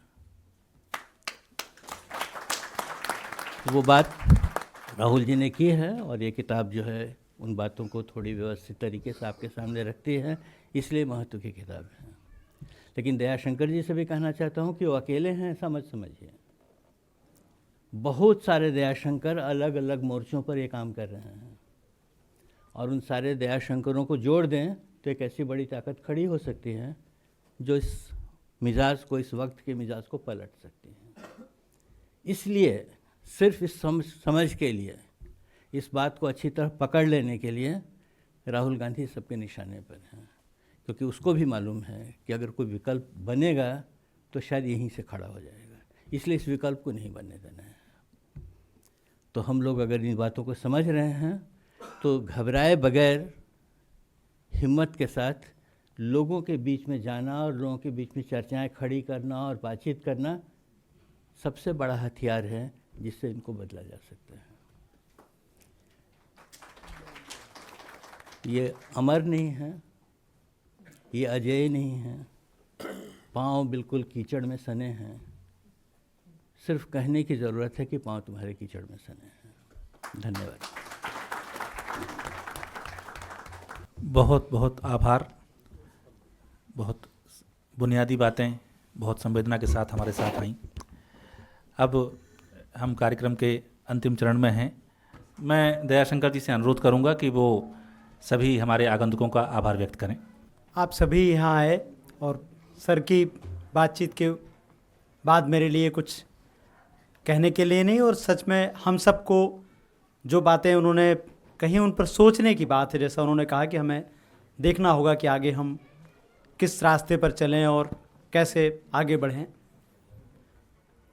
हमने सबने मुश्किल वक्त की बात की, लेकिन आप उसी मुश्किल वक्त में तमाम खतरे उठा के आप सब लोग आए, आप सारे लोगों ने बातचीत सुनी।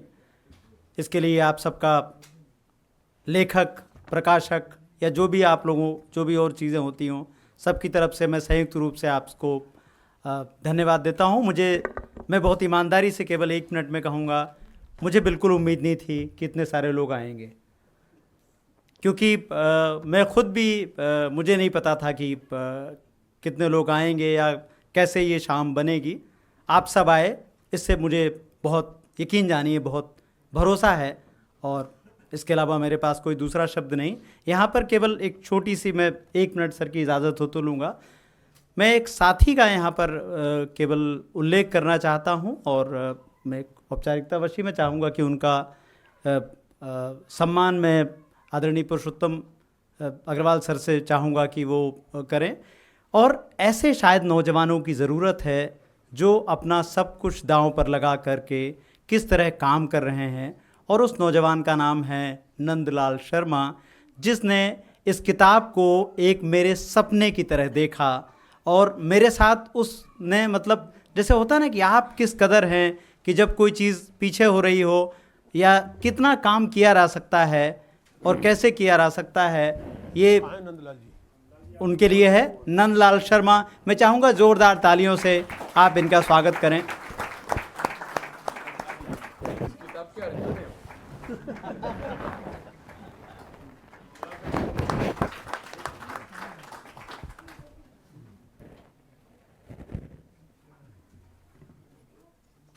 तो बहुत बहुत शुक्रिया। अब बस ये शाम इन्हीं यादों के साथ चले, और हम लोग अगली बार फिर मिलें, ज़रूरी सवालों पर बातचीत करते रहें। बहुत बहुत धन्यवाद।